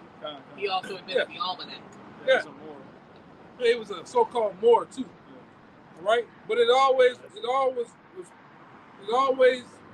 everything, all the streets, how it was paid, all goes back to the pentagram. It's called geomancy. Geomancy. Geographical magic, like how things are set up. It's set on ley lines and brings and channels energy. Yeah, and most of the like get a picture of that building. Most of these big buildings, like the one in New York, Empire State Building, all of them are lay on ley lines. All right, ley lines. You go look up ley lines. Ley lines, geographically around the world, they all connect because these connections with these elites give them headway to bring forth conjure up demons. Like you look at most people would think when I go to St. Louis, I see the St. Louis Arch. That's a portal for demons, man. All right, and they conjure these demons to come in and come out, really through a machine called CERN. All right, and all around the world, most of them are what? Egyptian opals. That's why you go anywhere in America, like you go to Canal Street, the inner Canal Street on the Riverwalk, there's an opalist down there. You go to Washington D.C. You go to Houston. You go, and most of, like I say this, and all this shit is built on symbolism. Most of your houses here in America got what? The roofs are made like what? Pyramids. The churches have a pyramid and they have a shaft on top. Most of them think, that's how the building was constructed. But what are these different shafts? They are actual phallic symbols. You know, penises. All right? Slide away neckties. Right, that's a penis. Yeah. They make these people, when you go home and pray, most motherfuckers pray like this. This is what we call the Vesica Pisces. The Vesica Pisces. In masonry, they call it the steeple hand. Or they use their head, they put their hands like this. It's called the steeple hand. But it's a vagina. You know? Yeah, that's Andrew Tate's favorite thing now. You just do that shit. Yeah. every time. Oh, he hit that fancy one. Yeah. Every time you see him in a video, he's got his hands like Yeah, that. it's so crazy. I got a picture. I probably got it still on my phone, but it's old girl. Harriet Tubman was doing that bitch back then. We know she was all set up, you know? But all this shit is on ley lines. You can go from different places around the world, they all connect. They Yeah, all, like go ahead. the pyramid-shaped objects and obelisks. So think about it like a tuning fork. The vibrations coming from the ley lines, they are able to the energy harnesses into they harness them like a tuning fork, like their power generator. Yeah, you ever seen most of those commercials for the internet connection? They always show you the line bouncing like this. Mm-hmm. Those lines that's bouncing on the ley lines around the world, man. And they're used for wickedness. You know, these devils, man, they know what's going on. Which they got the power from Satan. Okay? The energia. Yeah, energia. Whose coming is the man of sin and the son of perdition. Whose coming is after the working of Satan, the energia, which when you go to the Strongs, it says supernatural or divine power, either from God or from Satan. Yep. Mm-hmm. But I mean, the two could be the same, the one and the same. Because God could be, Satan is a god. In fact, in this world, you know, like he's like a lot of people worship money. Well, all that power ultimately comes from the Most High. Right. Like that, what they have is just the left-handed version of the Most High. And, you know, Satan is a power, but he's a lesser power. He's not equal to the Most High, and he works for the Most High. So the Most High sanctions him to go to these elites and give them power, and they think, oh, we're getting it from Satan, but really it's from the Most High. Right, because you got to understand, you have the spiritual demon Satan, and you have the physical counterpart of the spiritual demon Satan, which is the so-called white man. So when they say on money in God we trust, they're actually talking about Satan. Satan. Satan we trust. Yeah. Because who's getting the power to actually to make the money? Satan. That's why, like, even the guy who we work for, this guy, he all into some wacky, tacky, crazy shit. But they pray to these deities, which is Satan, and they give him power to open businesses and to attract money to them, man. Right, that's what our brother read. Keep reading that. And he got some info on ley lines for you. All right. This is Isaiah. That's why they get into the average white man and all of them. They into this type of shit, man. All right, they into Satanism. They into astrology. They into when you was young, we into no fucking Ouija boys, talking to the dead, ghost boxes and shit. The Edomites, go in YouTube and put ghost boxes. There's a whole community of that shit. They talk to celebrities that are dead, which is demons. Because once your family member, once your people die, you ain't no talking to them. They're in the spirit world. Well, now what you are talking to is some type of demon. AI. They got familiar spirits and shit, man. A movie. Have you? I don't know if it's called Hereditary. I heard of that movie. That what you just said is a scene in that whole movie is about generations of witches trying to conjure up one of the seven kings of hell, as they say it in the movie. And there's one scene where the lady's daughter died, and she thinks she's talking to him, but she's really talking to the demon king. Paimon is what they call. That whole movie is about them trying to conjure up Paimon into this realm and put his spirit into one of the people in the family line, because for generations they've been building up their family line to be a vessel to bring this demon forth. Like what the elder brother's going into, these Edomites, a lot of these families go back generations, hardcore into witchcraft.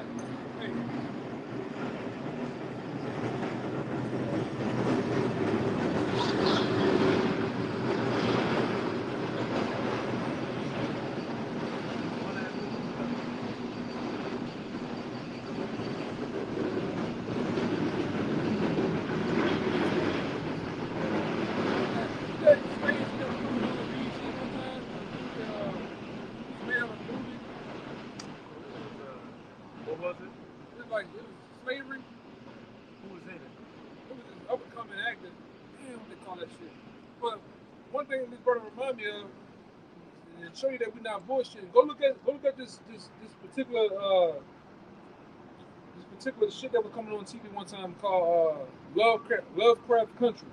Lovecraft Country, they started to expose every time. It's another slavery movie when they started exposing what was really going on. Antebellum? No, it's some slave shit. I would call it Journey Smollett was in that, right? Yeah. Lovecraft Country. Yeah. It's another one. His sister was in this other one. They canceled it. His sister was in this other movie that I'm talking about. It's about slavery, but they started getting into they started to get into the shit about this is when they cut it off. They started getting into it about what's the girl name, Harriet Tubman and shit, and they started exposing what was really going on behind the scenes with the Edomites and the North and the South and shit. They cut that shit off. Same thing with Lovecraft Country. Lovecraft Country shows you that the elites of this society, or the average white society, were heavily into witchcraft, and they passed that information down from son and daughter on down, and they gave them power, right? Which is open to them through the spirit of demon Satan to have that power on this side, man. And they exposed it. As soon as they start getting into the heavy shit, they cut that shit off. They cancel that shit out, man. Quick. They were using that device to open portals. Yeah. And these devils had that ability, man. The Most High, you gotta understand, yes, the Most High gave the Edomites on this side the ability to deal with the left-hand side. Because you understand the left hand of the Most High is the evil side. He gave them the ability through Satan to have the ability to make what we know here, what you got. They got the power. Hey, when Satan came to Yahushua and brought him up to that high place and showed him all the kingdoms of the world, and he showed him America, and said, if you will bow down at my feet, I will give you this. That will come with what? The power, the prince of the power of the air. The earth right now has been given into Satan's hands. Yahushua didn't take that deal, but guess who did take that deal? Esau. The elites I'll give you this power right now, dominion and all that. Hey, Esau took that deal. Hence why they work heavily in that energy, that power from Satan. Yeah. That's why the average, y'all ever, when y'all was in elementary school, you had that one white kid you might have been around. It just something about this motherfucker just wasn't right. They always was off. I saw a video, man. It tripped me out. It was 2 videos. I saw 2 videos, but 2 separate individual white women tell their children to, when they get lost, go to a big black man. Don't go to a white man, go to a black man, because black men will not hurt you. And we don't have the spirit to hurt them. They said, go to a black man. That's what they literally told their kids. If you ever get lost, find a black man, tell him that you're lost, and yada yada. Yeah, but see, don't go to a white man. The average vibration of the Edomites, even when you, like I always go into, even when you around them, coming up as a young boy, you sitting there, you playing a game with them. What the name of their hashtag on the game gonna be? It's gonna be some 666 Beast Boys, Satan. They vibration in them always been in the Satan. The Morning Star or something. Yeah. Lucifer. Yeah. Listening to heavy metal. Yeah, heavy metal. Which heavy metal was in Satanism. Go ahead. Yeah, some shit with no rhythm, no life to it. Just let the bodies hit the floor. Just some madness, man. Yeah. Hey, I was. Which my man? When you look into the video, my man, y'all can go look him up when y'all get a chance. Let's go put on YouTube. John Todd music industry. He'll let loose. He said, man, they created rock and roll. They created hip hop for Jake. And they created rock and roll for the Edomites. And rock and roll was set up as a tool for Satanism. When you look at Kiss, that's Satanism. Metallica, Ozzy Osbourne, all that shit, man. Satan was. I saw the video where this person was saying that Satan was the minister of music. That's all bullshit. That's Christianity. Yeah, that's from Paradise Lost. Yeah, Paradise Lost. Some fan fiction. Yeah, that's not even in the Bible. It's not in the Bible at all. Oh, he was so beautiful and he was so good at music that the Lord, he got into the Lord was jealous of his beauty. It's bullshit. Yeah, that's bullshit. Now, when you do read the scriptures about why thou fallen from heaven, O Lucifer, that's talking about the so-called white man falling out of his heaven. Right? And he's gonna fall when the Lord does it to him. He's gonna fall quickly, like a thief in the night. It's not gonna be about no guy, all right, that looks like Tom Cruise, that know how to sing like Usher, falling and getting into the Lord, butt naked, and he's making them go crash to the earth, all right, for punishment. Hey, that was a cover of a Led Zeppelin album. It was a naked Edomite man with angel wings, and it looked like he was falling. Yeah, it's more Satanist. That's talking about the so-called white man. That picked up Esau's ears talking about that. You know? Go ahead. Finish that Isaiah from the I can give it back to you. This is Isaiah 47, verse 12. Stand now with thine enchantments and with the multitude of thy sorceries. With the multitude of thy sorceries. Because, like I say, America, the so-called founding forefathers of America, they established America based on witchcraft. All right? The head honcho. Anybody know who Adam Weishaupt is? Adam Weishaupt. Right? Anybody know? Anybody knows when America was established? 1776. On what date? No, it was in November, I think. May 1st. But see, what you gotta go back to is these devils also do something called the Feast of the Beast. October 25th to May 1st, D-Day. And what they do, what these devils do, they sacrifice people, all right, through fire, anything with fire, burnings or whatever. All right, but they get homage, they also give homage to Adam Weishaupt. They give homage to Apple Pipe on those days, man. All right? And they deal heavily with sacrificing through fire. This is how these devils get down. Like I told you before, the top witches here in Babylon, they live in Sonoma County, California. They live all throughout the Californians. Secondly, the other ones are where? New York. And then a lot of them down here. This is a heavy state for its witchcraft right here in New Orleans, man. This was the second leg of the Illuminati was established here at Tulane University with a guy by the name of John Slidell. That's why you got the part called Slidell. That guy was a heavy witch. His name was John Slidell. He was with a guy by the name of Judah Benjamin. All right, they're the ones that actually established what we know as the transatlantic slave trade was started. Where was the hub at? Right here. And they got along with the other guy, the top witch, the top warlock. What he was called? Adam Weishaupt, or Adam Apple Pipe was Grand Master. It was established here. It was a in Ku New Klux Orleans. Klan too. It is a Ku Klux Klan. Even when you go read his book, Morals and Dogma, he tell you that in order to be a Mason, you got to be heavily into witchcraft. And it was established here at Tulane University. I went to Tulane. You go on Tulane campus and walk around, nothing but masonry. All the gargoyles, all the symbols. It was established here. The second leg of that thing, man, was established here. Right along with, like, me and this brother we sometimes in the past we bounced off information and thoughts. A lot of the fucking Edomite women were doing some shit. Witches and I'm talking about doing some shit to Jake in the time of slavery here, man. You know? That one madam who, when her... I know we doing a lot of talking, but like I said, we're going to get to the scriptures, but it's some heavy information. A lot of dark history on Bourbon Street. Yeah. It's a lot of dark history here in the city of New Orleans, man. You know? Go ahead. But those guys, you can look them guys up, man. John Slidell. That's why you got this. That's why you got the city of Slidell to give commemoration to him. John Slidell and Judah Benjamin. I know his name Judah. Yeah, Judah Benjamin. His name is Judah Benjamin. All right.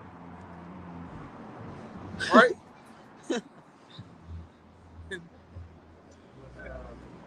Adam Weishaupt, I remember him being in Esau eating the rolls. Yeah, I think I think it's a Bavarian Illuminati. Okay, that's what yeah. But that guy there, he was the start of all that. The elites, the elites funded that guy to start his sector, his thing, which was established the Illuminati. You know what I'm saying? A lot of people think, 1976, all that other shit. You know that was the start of all that shit, man. There's a lot of history into that. But go ahead. I got some info to back this up too. This is Isaiah 47, verse 12.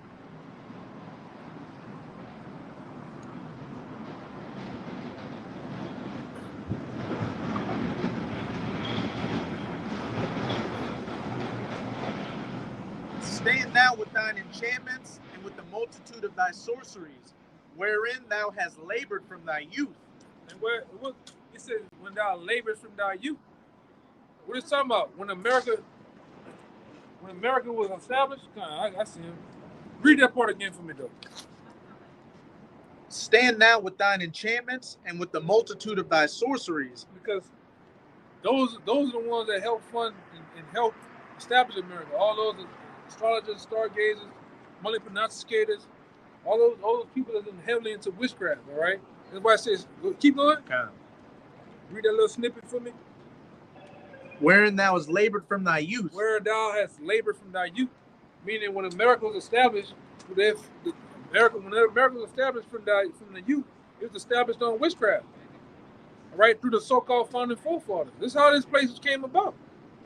All those guys, go look, please, when y'all go home, and y'all get time, go look at a lot of those so-called Confederate soldiers, Confederate generals, lieutenants. Why is those guys taking pictures like this? They're taking pictures with the hidden hand inside their Confederate jackets and shit, man. Like even a lot of the black ones. When you see them sitting down, they got their children and their wives on the black and white posters. You got a lot of black soldiers doing this. It was Masons. It's called the hidden hand. All this shit here, you see them. It's all masonry, man. Yeah. All those Confederate pictures, all the pictures of the different presidents, fucking Masons and shit, man. I took a picture with my hand like this inside of a jacket. I didn't know. And you see pictures of Napoleon doing it, Stalin, Yeah, everybody throughout history. Major people. Yeah, there you go. It's the hidden hand, man.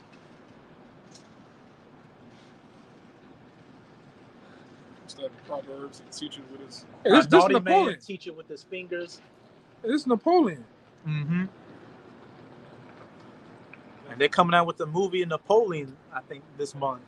Oh yeah. Mm-hmm. With the dude who played the new Joker, he played Napoleon. Yeah, man. Even that other guy, who this fuck? Even goddamn one of them sons over there in England. He when he got married, he was doing that shit with the hidden hand, man. All right, but this how this we say without labors from thy youth. When America was established, it came about on witchcraft, man. Right? Satan, spirit demon Satan helped these devils do what they do. And like I said, even when you read Psalm the 50th chapter, I believe the 50th chapter, these devils got so down and so in line with Satan. He said they thought that the Most High was wanted to die self. They thought the Most High was with them, what they were doing to us, man. Since I had not afflicted thee, thou thoughtest that I was altogether one as of thyself. These devils got so down and so engulfed in wickedness with Satan that they thought the Most High was with them, man. All right? But the Lord said, later on you read, the Lord said, I will reprove thee and set them in order before thine eyes. That's why you have us right in the belly and the nose of these devils getting in order in front of the Most High, man. All right? Under the nose of these devils, man. Because even when you first get another chance to go home, go look at the Willie Lynch letter. And when he wrote about how to establish and how to make a slave, when you read on, it says that if you don't do this, if you don't set these different commandments and orders, how I'm telling you, after so long, it's going to be a great phenomenon happen. Basically, us waking up. All right, and then like I said, it was through the Most High that the Lord weakened the spirit of these devils. Because what happened? What we always say on the block, if you go back 40, 50 years ago, 60 years ago, we wouldn't be able to do this what we're doing. Exactly what we're doing. We'll be hanging from one of these poles, man. But it's the Most High that allowed it to happen, right? That got these devils to their height, and now He's chopping them down. You know? Go ahead, Doc. If so be thou shalt be able to profit, if so be thou mayest prevail. Thou art wearied in the multitude of thy counsels. They are weary in the multitude of their counsel because who they counsel with? They counsel with Satan. All right, like I told you too. Like some of the things I say, go look up. They got. Sometimes when you look at these lodges, these Masonic lodges, They got over 100, 200 seats. I didn't see some lodges where it's just a big round circle and there's one chair in the middle. That one chair in the middle ain't for the top dog. That's for safety. These devils talk to safety. How to oppress us more. How to do certain things in the society. They literally talk to safety. So they meditate in terrorists, like we gonna do on them But they taking orders from Satan, though. but They're taking crafty counsel against our hidden ones. Right. But, and I'm gonna say this, and you might know because you dealt with that life at one time. And like I said, in order to be anything in society, anything so-called great, you be a fireman.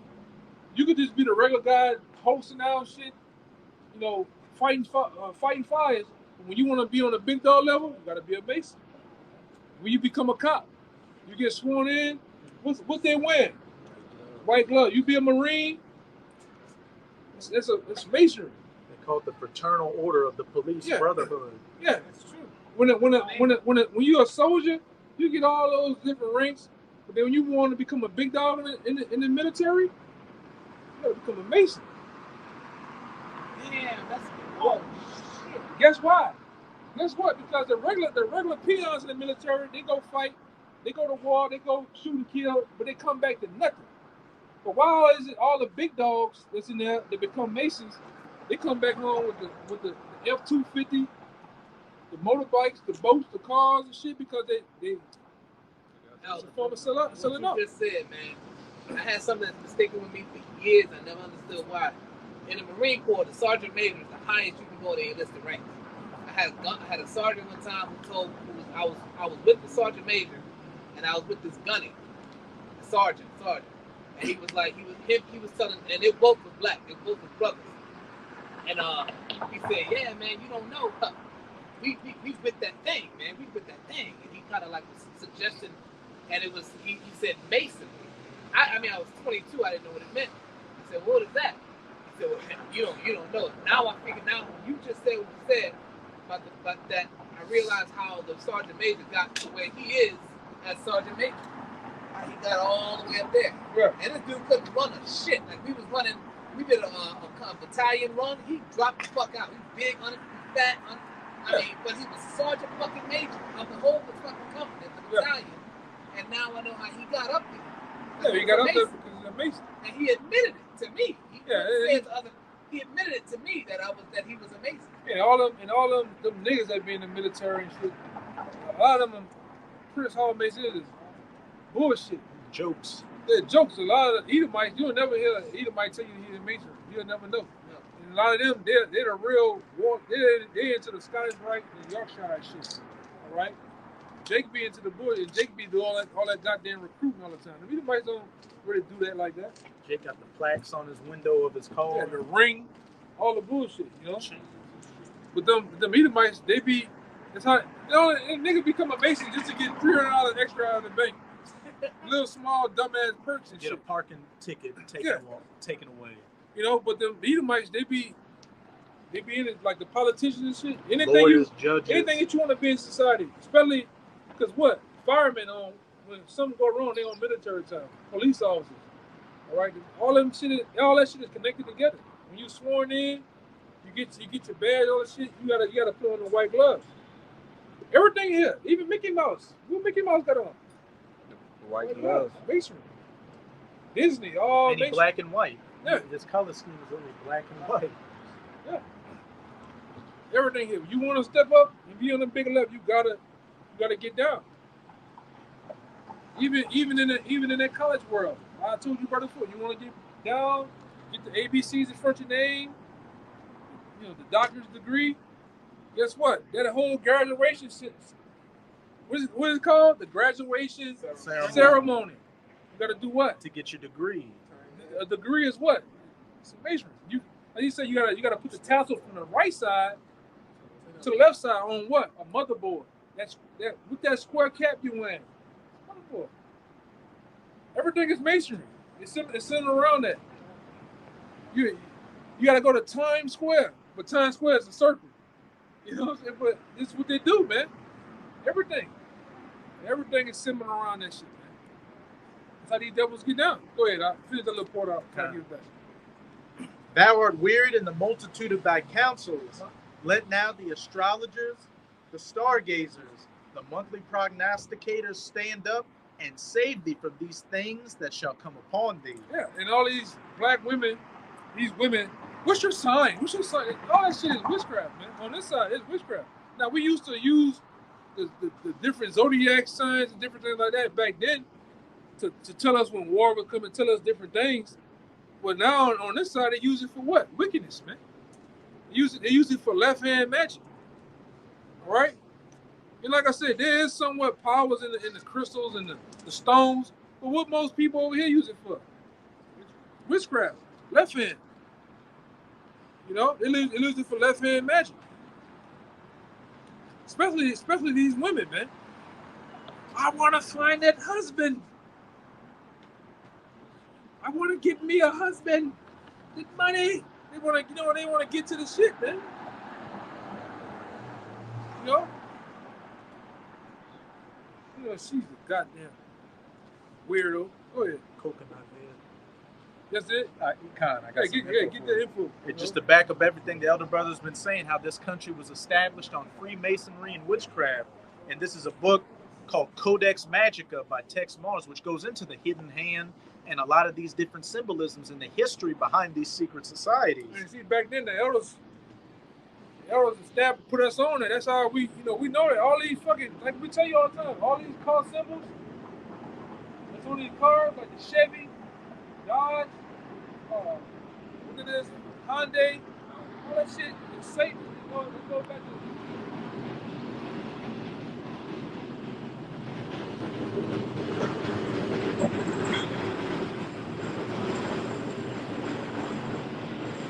all of them go back to signs and symbols of Satanism, man. Go ahead, huh? This is on page 266 and 267 of Codex Magica. And it's under the section, it's in the chapter, The Riddle.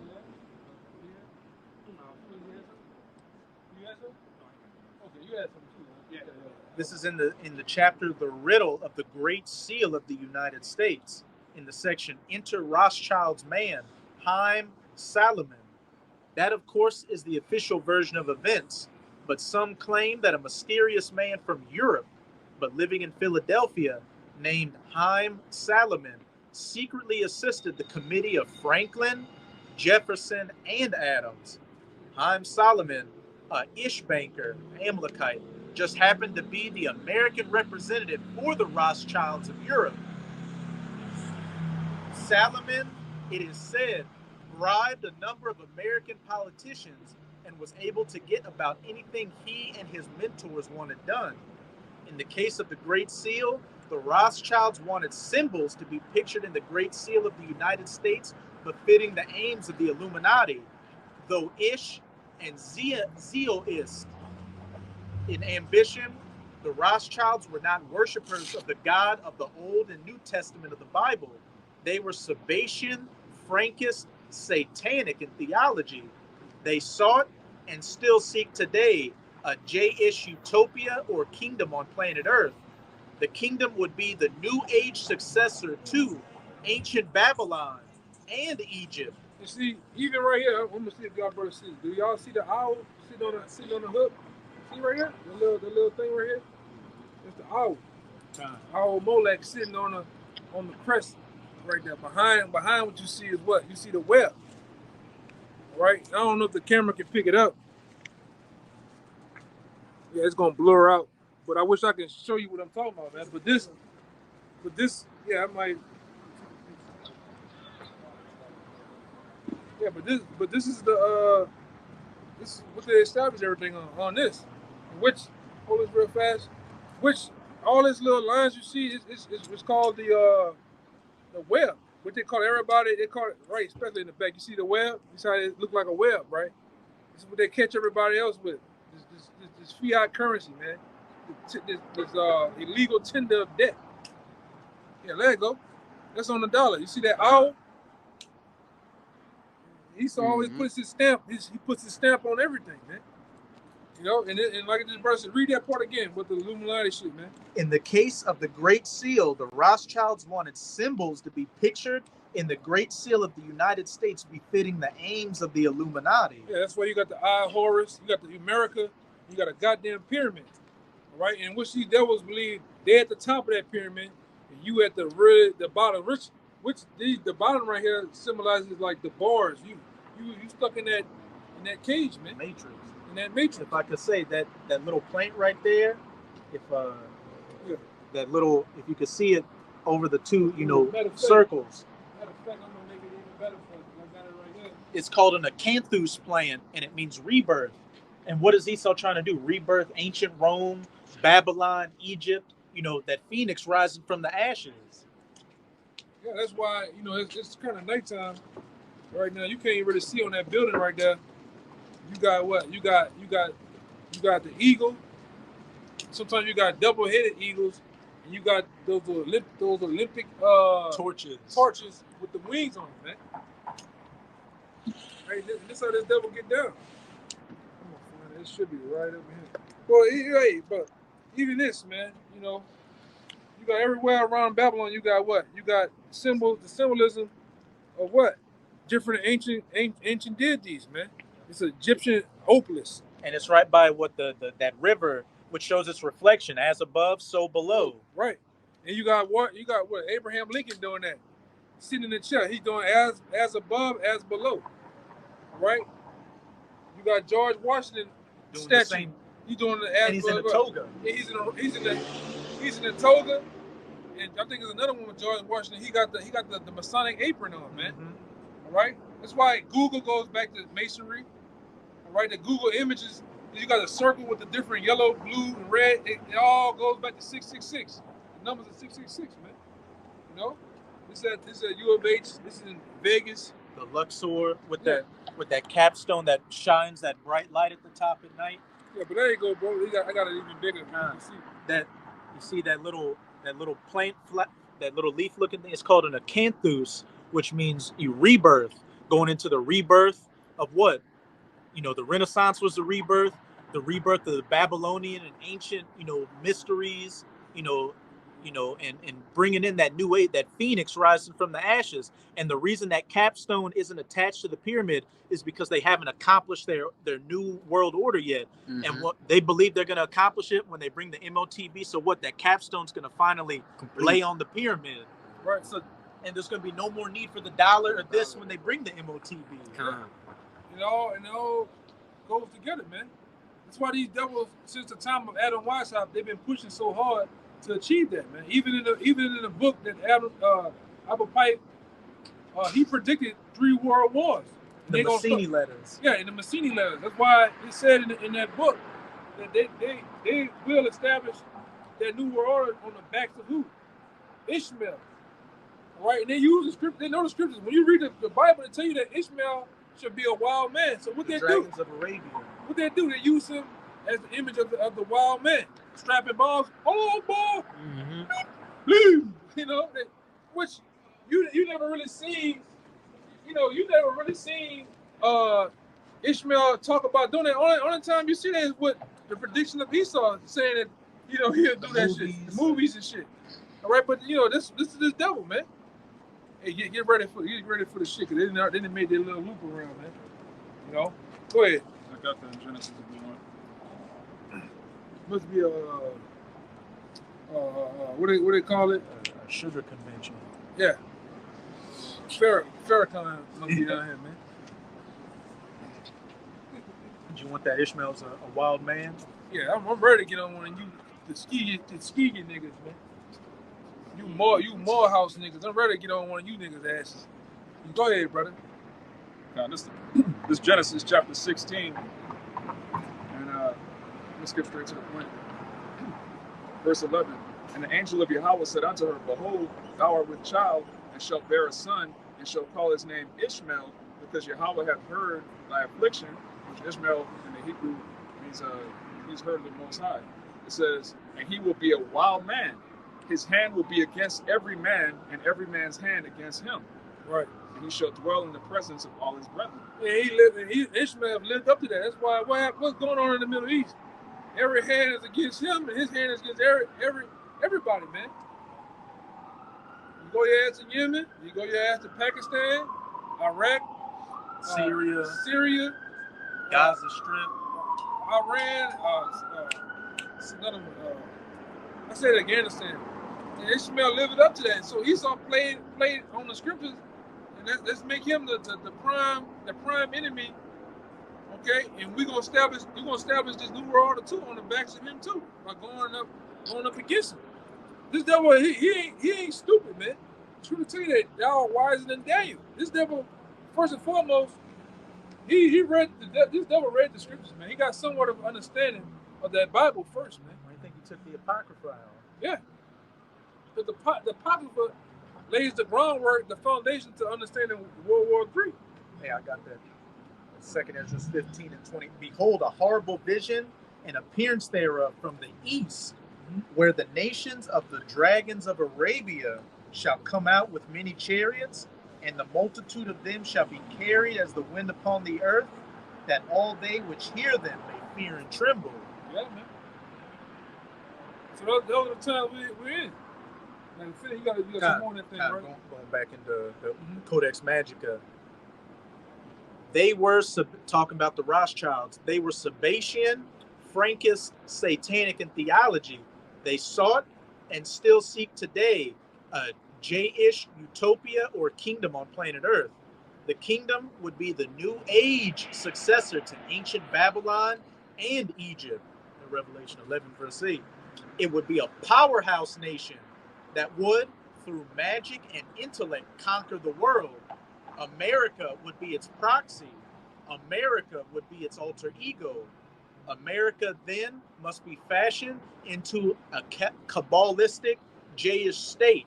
All hail the new Egypt, empire of the ages, child of the sun god of the ancients. America, the new Jerusalem, must unite with old Jerusalem, and Zeus Illuminati must reign. That's what I tell you. And then what that was done,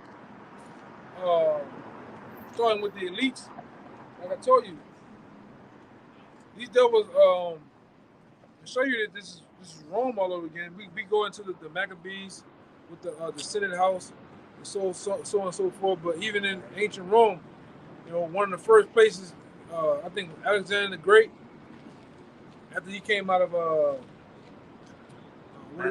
Macedonia, he went to a place called York. What it is? I took my tongue. It was up in it was York something. All right, but then when they that's one of the first. That was like the hub or the headquarters of Rome. It was York, Rome, or something like that. So when they came here to establish, all right, the new America was one of the first places they set up. New York. And what's New York known as? The Empire City. The Empire State. And then they did what? They set up what we know as the United Nations over there. And then what they put on the front of the building of the United Nations over there, the Reef of Rome. I think they got the 10 flags representing the 10 horns. Right. So it's a parallel between the two. America is nothing more than the ancient Roman Empire. Like we always say, if you was to take the cars away, you could take all the wacky tacky clothes. He coming back again. All the wacky tacky clothes. You'll see, and you look through the goggles in the spirit. You'll see the same Roman togas going on. All these cars will be horses. It'd be the same thing going on, man. Go ahead. Give me that Revelation 11 verse 8, and you can give me Revelation 13. See, even for Jake, the thing that stopped Jake from coming up and talking and scoffing is this: Jake don't want to be on camera. You know what I'm saying? That's all but that's but Jake will do his thing. If we would just, go ahead. God, you got that Revelation 11 verse 8. It's the book of Revelation, chapter 11, verse 8. And their dead bodies shall lie in the street of the great city, which is spiritually called Sodom and Egypt. And what did we just read? That America would be the new Babylon, the new Egypt. So And then when you go to the end of that verse, it says, where also our Lord was crucified, that links it to Rome as well, because Yahushua was crucified under the Roman Empire. And what he spiritual, his image, and he's spiritually crucified here in the new Roman Empire. Spiritual Egypt, you got the...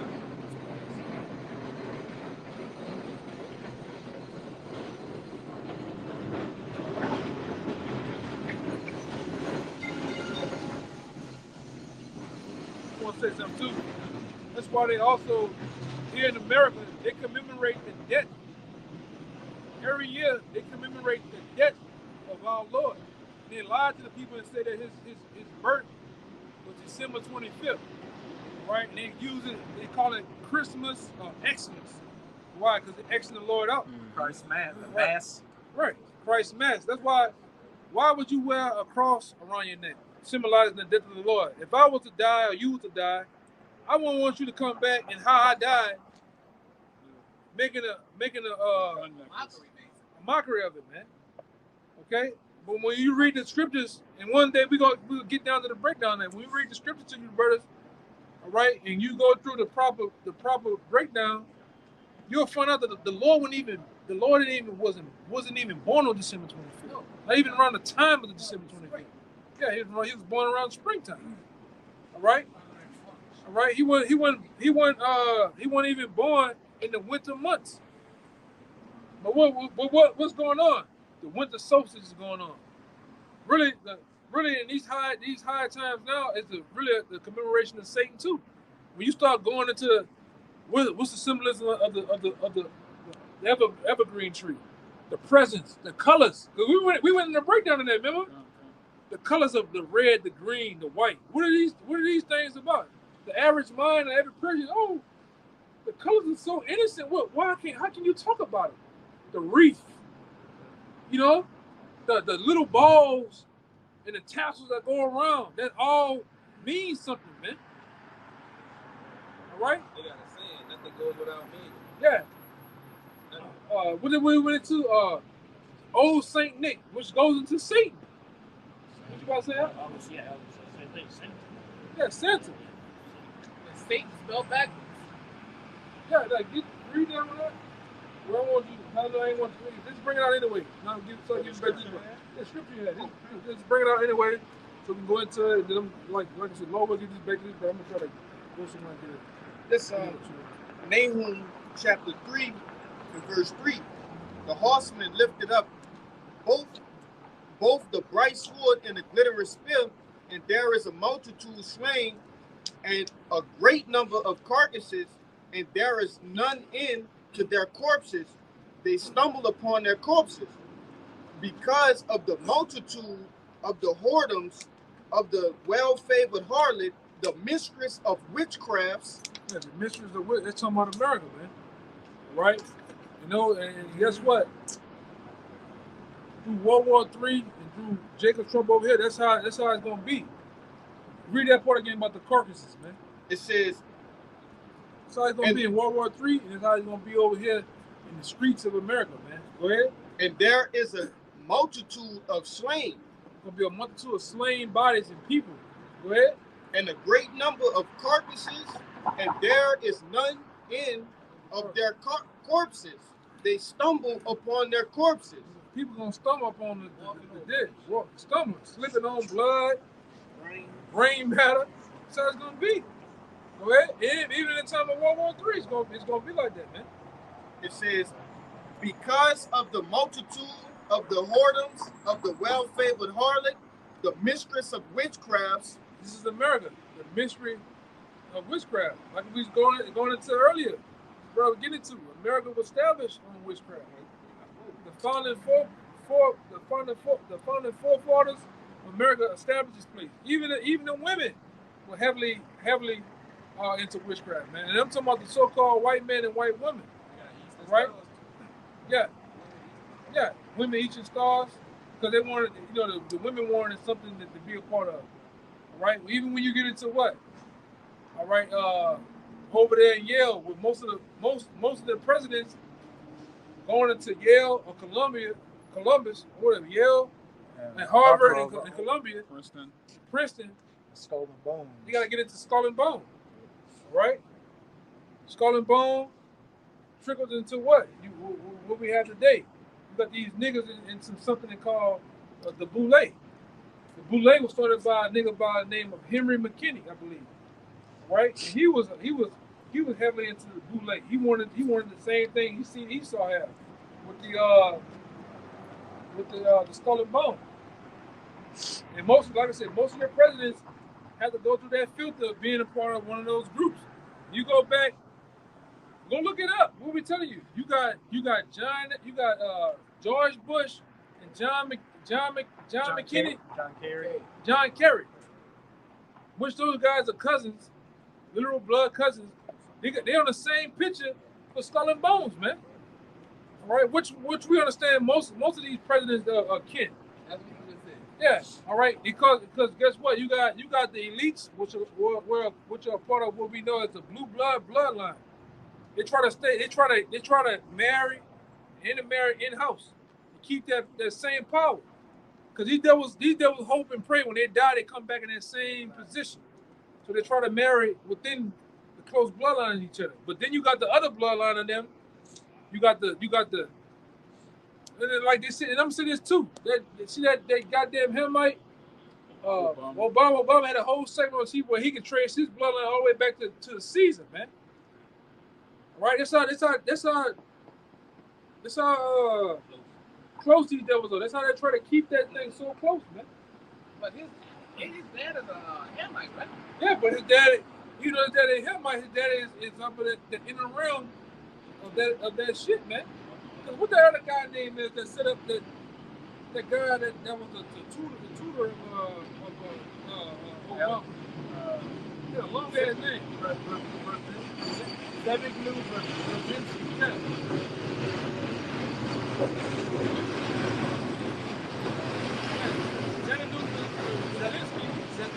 Zebigniew Brzezinski. Yeah, that guy was the guy that taught Obama everything he knows from the tutor up. He read his name? Zebigniew Brzezinski. That's a weird ass name. You can look him up. He the guy that even when Obama was born, from the age of a child, Obama was groomed to become the president. So much to where even this guy, I think he was a Philippine.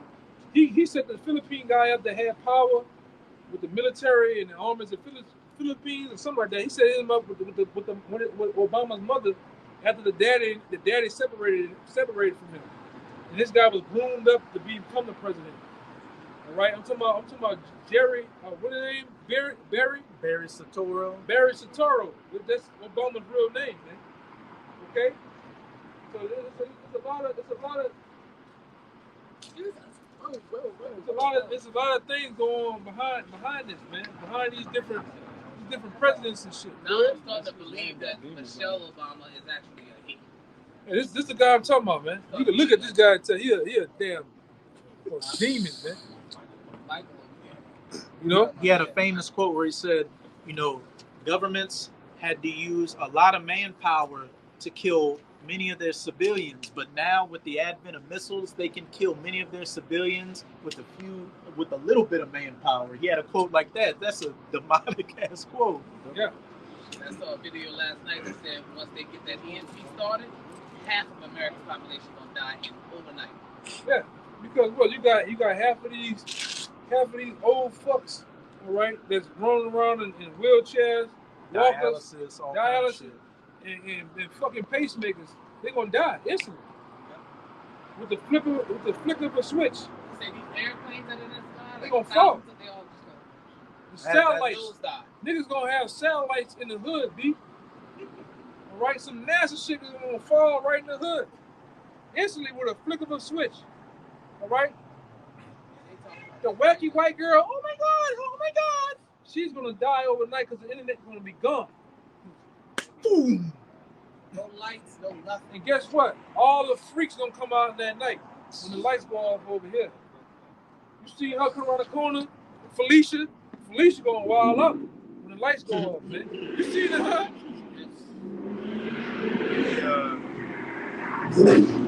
Second Ezra 6, 22. Jump back to that Second Ezra 15. It's coming back around. Because what's gonna happen? We tell you all the time. And like early on, they had different things came out. The elite bankers, all about numbers. They already know. But the average store, like Rouse's, Albertsons, I'm just giving different names. Albertsons, Winn-Dixie, Publix, Whole Walmart, Foods, all that shit. They already lined it out. Most of those places only have 3 days worth of food. After 3 days, the truck comes again. 1 day, 2 days, 3 days, and hope the truck might come again. They literally call it the just-in-time delivery service. Yeah, and guess what? Before that happens, they're gonna cut off those truckers because the truckers are the lifeline. These highways are the lifeline of society. They're gonna cut that shit off, man. Really through the internet and various other things, man. We're gonna see these people wild the fuck out. I promise you. Hey, back last year around this time, what were they talking about? A coming diesel engine fuel shortage, which is that particular, lubricant you need to power those diesel engines. That just completely fell under the radar, but there's still that shortage in place. Wild out. Average. It might be a nigga look like Steve Urkel in your hood. All right? When them lights go off, that nigga gonna become Conan. Overnight. He gonna wig the fuck out, man.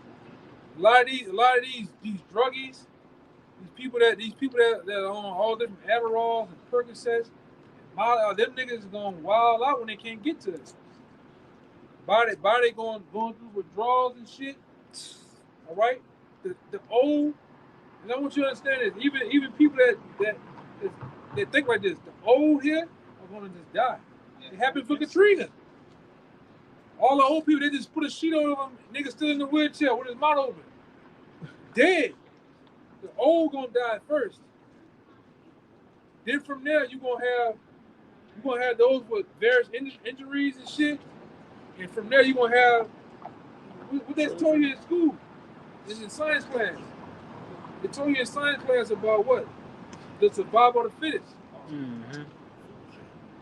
It's a food chain, even amongst people. Right? You got the prey, you got the predator, and you got the apex predator. You know what the apex predator is, right? Top predator. Top 9. He don't even have nothing feeding on him. He just feed on shit. Same thing happens amongst. Yeah. All right. That was a move, man. That was a real move. Yeah. Yeah. Yeah, man. It'd be a nigga like that. It'd be a move like that. He already eat dogs, so he ain't too far from eating people. Yeah, you see them niggas on YouTube eating them motherfucking big ass bugs and sushi and bashi. Man, niggas don't give a damn. You're gonna have that big knife. Do F1. Nigga who do F1 and ready to wild out. See, look, that's what a nigga doing. That's what a nigga gonna be doing when the EMP go down. Playing stand up in this shit. You get them niggas too, brother. Yeah.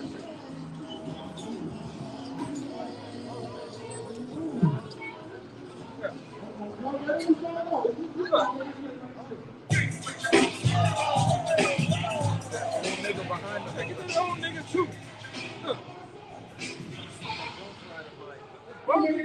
The bulk of you so-called Negroes, like you gonna die on default. When we're talking, you niggas is gonna die. And guess what? It's so bad. So in the first purge, they put that. The white man put that in the movie.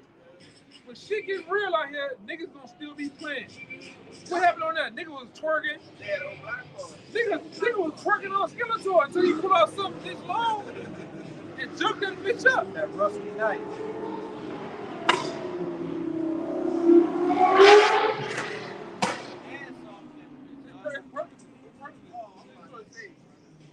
Niggas do that in that world. They do that to the turbos. That's crazy. They do that in the world. They do that in that exotic world. They take the ass of the car so they can expose all the piping and the turbos on the other. Yeah, it's like a flex. So you know, we kind of like them niggas do with I don't know why wicked niggas put the balls on the truck. You know, they put the hitch, the balls hanging. It's like that. That's that in that world. But go ahead. Go ahead, Got that second extra 6. Hey, and this goes exactly into what the elder brother was talking about. Hey, society is going to collapse on all levels. And really, once that food goes, it's every man for himself. Food, the lights. And I'm going to say this, too. See, everybody be playing about these zombie movies and shit, but the closest thing to really the realization of the zombie shit is really Mad Max. That's how motherfuckers ain't gonna be nothing wrong with them, but they gonna just be coming for your head, man. And Mad Max shit show you what happens when society falls. Right? And I'm gonna tell you, they got these Edomites. I've seen it in Houston.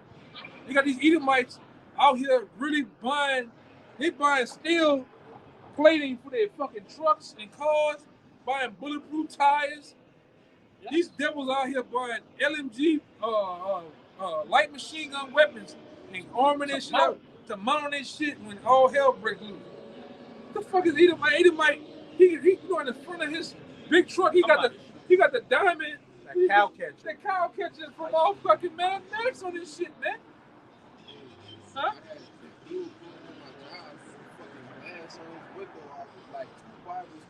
Yeah. You open the door and the door like 50 pounds heavy. Yeah. You open the back, it was like an escalator or something. And you open the back of it, you got a that might be your boy, because you know that dude that owned the gun range. You know that with the gun range out there in Airbnb, the owner, he got some heavy duty bulletproof fucking Escalade shit. That bitch was impenetrable. Yeah. You couldn't get in there. He did an interview right before the place got tore up by the tornado. I think he was an ex NOPD cop. He talks about he be on that prepper shit talking about when shit go down. I keep the 2 ARs, the vest and shit. His truck is decked the fuck out, man. There was the type of time he might be on, man. And meanwhile, Jake down the street worrying about the bill looking like Bum B. These niggas talking about amping you up. Them Texas white boys, they ride with the shit on them, man.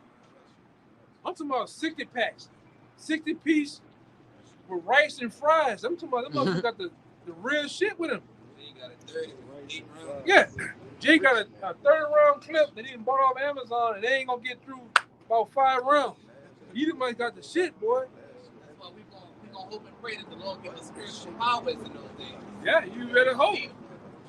You gonna need them. You gonna need them, man. They got Edomite every weekend through the week. They worrying about transitioning drills and shit, popping mags, getting back loaded. They ain't worrying about none of that, man. Look at the men in our society. They ain't fit, they fat, they lazy. Look at the women. These women ain't worrying about shit. They just let the rent show. This shit just be out like this all day. They ain't doing a goddamn thing. But meanwhile, guess what? You got the white women, she in there working polite with the weight ball. Getting it in, man. Learning how to pickle shit. Learning them preservatives. Yeah. Paying in all that. Yeah, man. Cause they know it's finna go down, man. They show prepping. They might some prepping. They ain't just prepping. They prepping for some shit to go down, man. Real shit. And the average Jake over here, but we know what's going on, but the average Jake, they don't know. Then they act like this brother went into her. The average nigga that is doing, but he ain't doing nothing about it. At least we doing something about it, man. We got our hopes and prayers in the Most High. Go ahead, my bad. Like I said, he just getting the spirit. Yeah, he getting the spirit and shit, You got that 7, 6, and 22. Back in that 15. Yep, kind of. 2 Ezra chapter 6, verse 22. And suddenly shall the sown places appear unsown.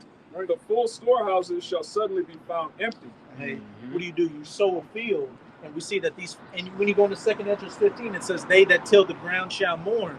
We've been seeing these U.S. farmers as croplands get destroyed by these adverse weather events. So, with each passing year, the yields of crops is getting lower and lower. And then the next part says, "The full storehouses shall suddenly be found empty." Empty store shelves out here. We got a little taste of that during, the L downs of the C19. But what? there's going to be supply chain disruptions. You know, as the elder brother was going into, the truckers being able to deliver things going to get disrupted, and it. I might take these three brothers. Yeah. I'm gonna take you. And you know, as the elder brother was going into, you know, we have this just-in-time delivery service. You know, these stores only have about 3 days worth of supplies. So once those trucks stop running, and once the electricity gets cut off, and people get wind of things are bad, they're gonna rush to these stores and take whatever they can, and it's gonna be, you know, gone just like that. And then that's when all hell's already gonna been breaking loose, but that just, you know, no electricity and just especially a lack of food, that's just gonna further exacerbate these issues out here. It says, and the trumpet shall give a sound, which when then every man heareth, they shall be suddenly afraid. Keep going. At that time shall friends fight one another. So at that time shall friends fight one against another like enemies. And what will cause that? A lack of food, you know, no electricity, watching your loved ones starve to death. You know, you just being a complete a state of shock right now. People don't know how to, you know, the majority of Americans don't know how to start gardens. They don't know how to, you know, have any survival skills or anything like that. They've been, you know, conditioned to only live in these cities and know how to just go buy their food, buy their clothes, fill their car with gas, and go to their 9-to-5 job. And comfortability is the Americans are comfortable with the different.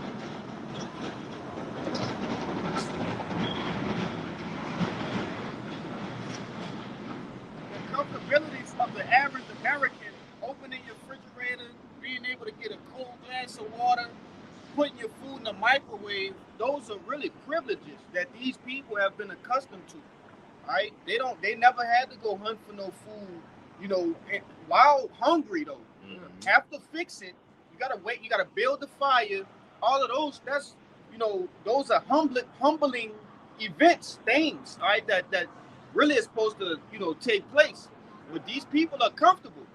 So like this brother going into, you know, the absence of that comfortability is going to play on their psyche to another level and make them insane, man. Make them maniacs. I'll say this too. The average so-called American, these Babylonians, they actually look down on people who do that.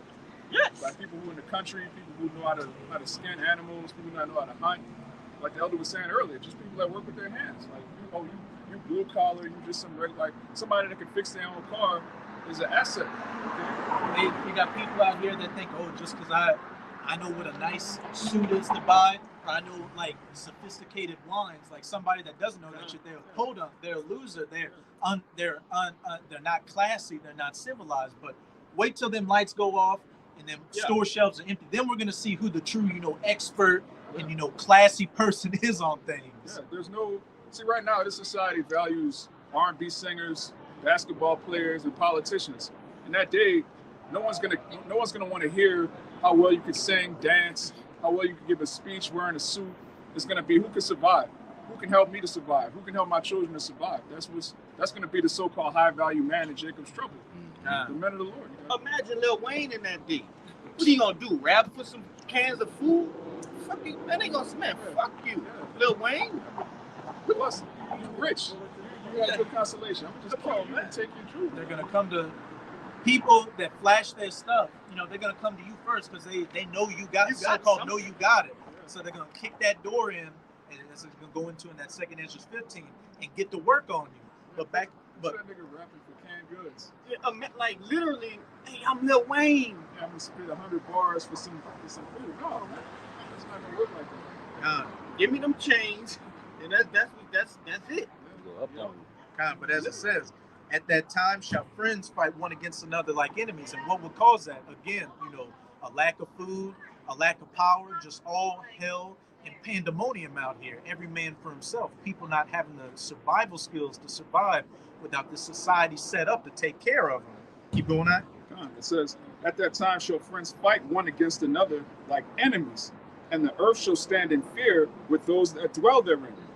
The springs of the fountain shall stand still, and in 3 hours they shall not run. And hey, at the same time, you know, when the electricity goes, you know, that goes with the infrastructure as well. You know, the water's not going to run, So you're not gonna have water, you're not gonna have heat, gas, electricity, all that.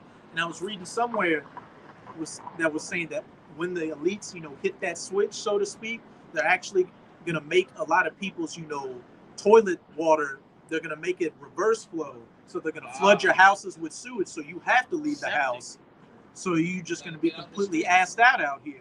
Then on top of that, garbage men won't be taking that garbage. So what's that gonna bring? Rats, disease, plague, pestilences. It all plays into each other. If I can say that, there's a and if I can find it, I'm gonna send it to you, brothers. But it's a video. It's really like an autobiography of a like two scenarios in a collapse. Oh yeah. You know what I'm talking about? It's called how it's gonna happen or something like that. It was that Edomite talking about that family, like, Yes. such and such and such. How it's gonna go down. Something like Yeah, that. they had everything going well. No, go ahead. It started off with Tom. You know how we spoke. Yeah. Tom had a nice wife, a son, and daughter, good job and everything. But Tom had heard in the news that the economy was going bad and prices were going up. And then one day, Tom just went to his job and the doors were locked. And it said, "Hey, sorry, Tom, you're out of a job." And then it progresses from they run out of food, they run out of medical equipment. The son dies of disease. The daughter gets sold into sex slavery. Like it How goes it down. go down. That's what it's called. Yeah, hey, put that back in the what's that? I just wanna. It's good for you to watch it, and listen to that, because in that particular video, that guy he was physically preparing himself, which we prepare our minds as best as Yahweh Shemiah Shai can allow us, because like the scriptures tell you, the times that are coming, you can't even really fathom them. You can't really imagine how tough it's gonna be. But what they did in that video, we are spiritually doing that with these scriptures, okay? Taking that extra precaution to fortify our minds with the scriptures, and it's just beautiful how the Lord put that in the pathway of the prophets, man. To back you up, could you get me 2nd Ezra 15, read 57 to 58? Because as it says in Psalms 32, the strength of the horse or the army of a king doesn't matter. We tell you tell brothers not to rely on the preps, but it's nothing wrong with putting food and water to the side just to have a little extra. But at the end of the day, it's going to be Yahweh Bahashem Yahweh Shai that's going to get us through all these things. Because if you don't have the Lord on your side setting up that standard for you, you could be the greatest jujitsu artist. You could have months of food stacked up and mounds of bullets. That's not going to save you, as the brothers always go into. When the shit goes down, you could be on vacation. You could be driving in the job way away from your preps and have to walk back to it and, die on the road. And the Lord could, put you to shame. You might be right in front of your shit. You might strap up and be ready and die, because you ain't as what you think you is, A lot of these people talk a lot of shit. Oh, I'm gonna be like this, with the the rifles, and man, you ain't never been in no real combat. All right, bullets flying. You ain't never did that. You don't know how you gonna be in that day, But I got this. This 2nd Ezra 15 and 57. Thy children shall die of hunger, and thou shalt fall through the sword. Thy cities shall be broken down, and all thine shall perish with the sword in the field. And we know that the field goes into the world. So what? From one end of the earth into the other, when Jacob's trouble hits, people are going to be dying left, right, and center. And it says the cities shall be broken down. So whether you're in the cities or in a literal field, hey, it's going to be going down. And as it's about to go into with the next verse. Verse 58. They that be in the mountains shall die of hunger, and shall eat their own flesh, and drink their own blood, for very hunger of bread and thirst of water. And what they that be in the mountains are what these preppers with these mountain retreats or their bug out locations. Those preps are only going to last for so long. And what?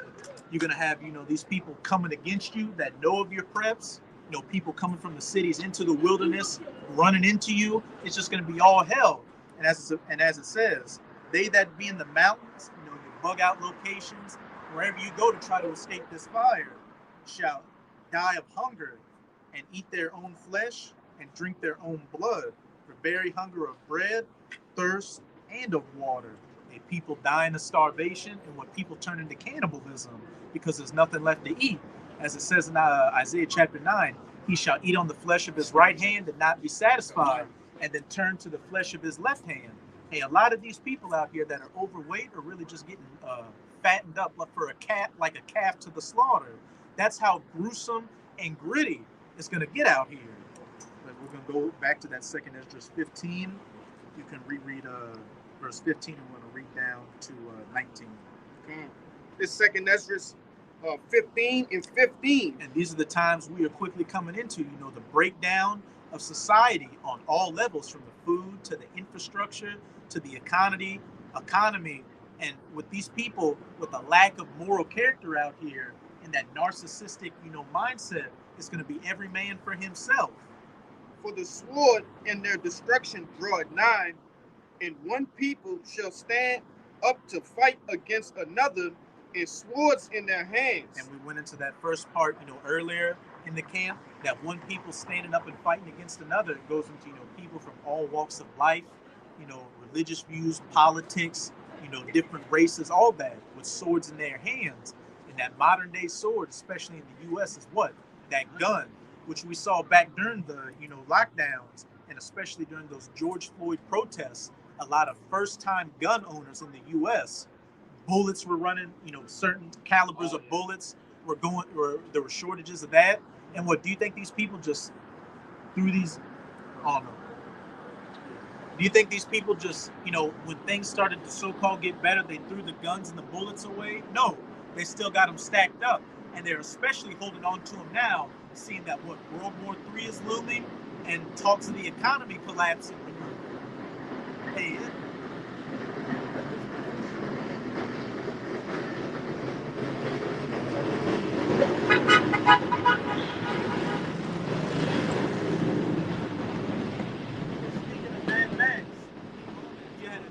riding on a motorcycle behind the camera with the helmet with that spike on it. As the elder brother was saying, a good representation of how these people are going to be out here are those Mad Max movies.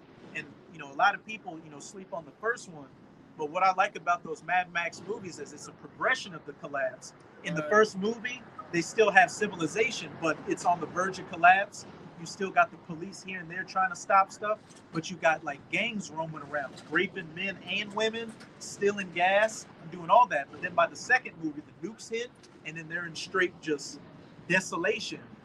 What people think of with the desert, the cars put together with the iron plating.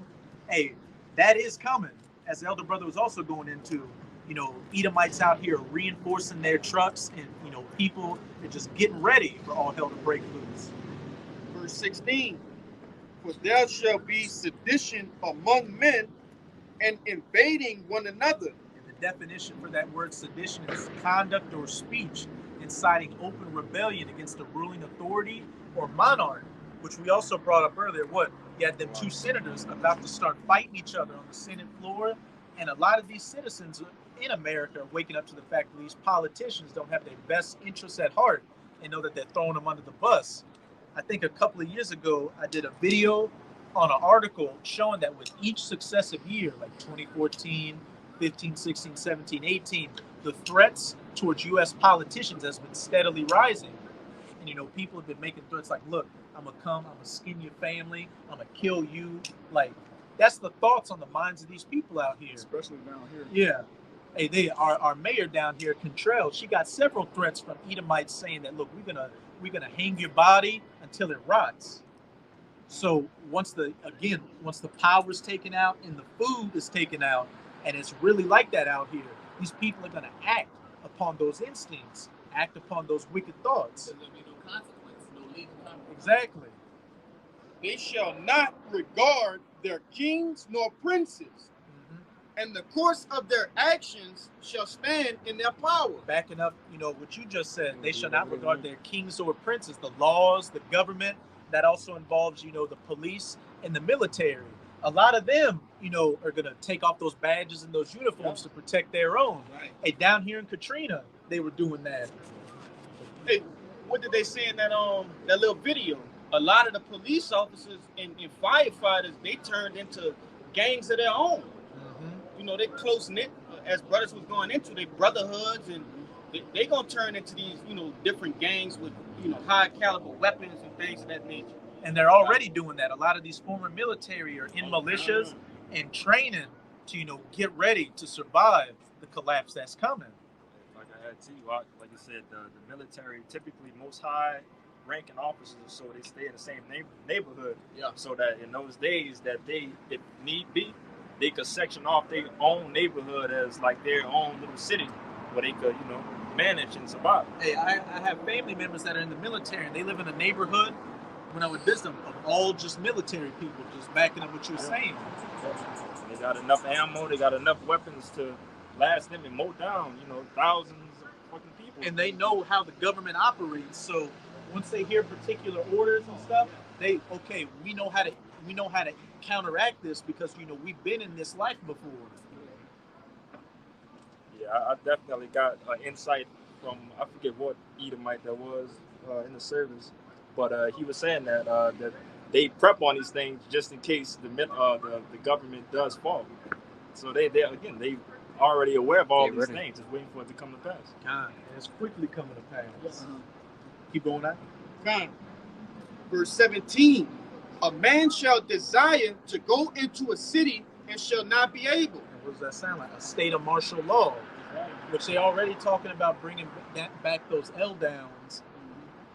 Now they're talking about because of a climate crisis, they need people to stay in the house so they aren't out, emitting, carbon emissions and driving around and stuff like that.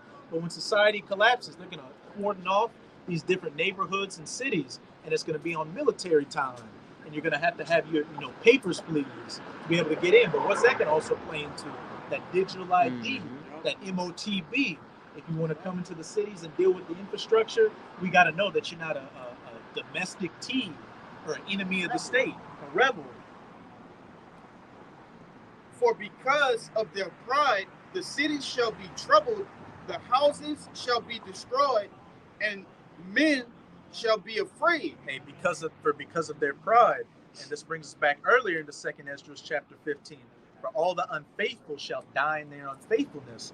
These people walking around in this, godless, prideful mindset out here, thinking that, this is the only life there is. I'm just concerned with getting the bag and filling my own belly. Constantly being in that rebellious nature, especially our people. That is why Yahweh Hashem Yahweh Shai is bringing this judgment, because again, he is angry with the wicked every day. Give me 2nd Esdras 8 verse 50 real quick, Baba Kashai. 2nd Esdras chapter 8 verse 50. It says, for many great miseries shall be done to them that in the latter time shall dwell in the world, because they have walked in great pride. Many great miseries. The famines, the sword, the death, the destruction, the seditions among men, all that is coming from judgment, as the judgment of Yahweh Hashem Yahweh Shai for these, destructive, wicked lifestyles you've been living. And again, earlier in 2nd Esdras 15, I will hold my tongue no more as touching their wickedness. Yahweh Hashem Yahweh Shai is about to touch everybody from one end of the earth unto the other, especially in the United States of America, the bedrock of wickedness. And the Lord's been super merciful, super patient, gave Jake all kind of warnings, gave Jake this truth, your heritage back, gave Jake the prophets. Okay, the Lord actually sent his messengers out to warn people. And they're like, man, fuck them niggas. All right. Hey, Bayan, get me, just to back up what the brother Amawad just said, get me 2nd Chronicles chapter 36, verses 14 to 16, Baba Kashai. Because just backing up what the brother said, hey, the Most High has been hella merciful. Hey, since Abba Bivens, which was back in the late 60s, early 70s, was on the scene all the way up until now, which is about a 50-year period. Yahweh Hashem Yahweh Shai has been telling you, Jakes, what's to come, and has been sending out his prophets, showing his mercy for you to get this word. But until this day, Jake just continues to scoff at the prophets, scoff at the word, and be a goddamn reprobate out here. and nobody can say that the Lord didn't have mercy on them, because the Lord even gave us the internet to get this thing out. You know. And what, if I could say, what did the Most High even do? Even though they were going off and breaking things down, the Most High even took you Jakes as celebrities, like Kanye West, Kyrie Irving, and even Ice Cube. You know, Kendrick Lamar. You know, from rap to the movies to everything, to tell you, Jakes, look, hey, we're the Israelites. But what? Jake continues to not take heed to the word. Yeah. Like the Most High actually, like you said, he gave us the internet. When you read Psalms 19, that goes into the internet. But like what the elder was saying earlier, like the different sites, you look at a globe with a bunch of points on it, it creates a web. All right, Esau's using the web for wickedness, the Most High is using it for righteousness. So everything he gave Esau to kill us with, the Most High is actually letting Yahushua use it to save the elect. And what's it saying in Psalms 19? Their line has gone out throughout the, and when you're on the internet, what are you? You're online. You're online. And Jake has no excuse. If I could say, I was watching a video to his point. We had a video about so-called UFOs. They were saying that the government had saw so-called black men get off, and then President Reagan made a speech about the speech he made about, do we not also have a UFO presence currently among us? Well, when you think scripturally, who do you think they was talking about? Us, the Israelites. Hey, Ronald Reagan also said the only thing that can unite the world is an alien invasion, which is 2 Ezra 13 all day. While they're fighting each other, when Yahushua makes his second coming, they stop fighting each other to try to fight against Yahushua. And that's how we know we at the end, because these people walking by, I was looking at those Edomites' faces.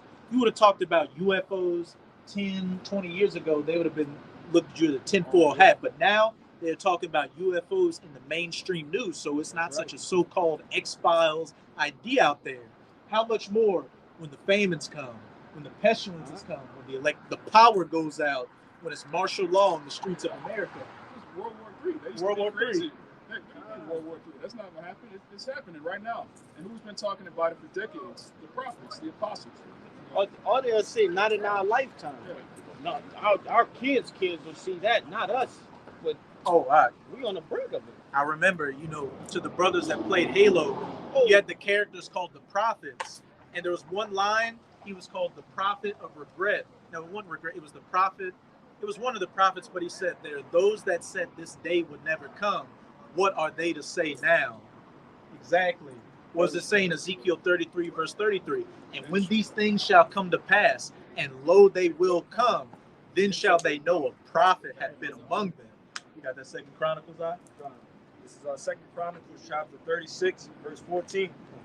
It says, moreover, all the chief of the priests and the people transgressed very much after all the abominations of the heathen, and polluted the house of the Lord Yahweh, which he had hallowed in Jerusalem. Hey, moreover, all the chief priests and the people. And, Jake did that in the past. And what are we seeing? These false prophets in these other camps, these so-called high priests and whatnot.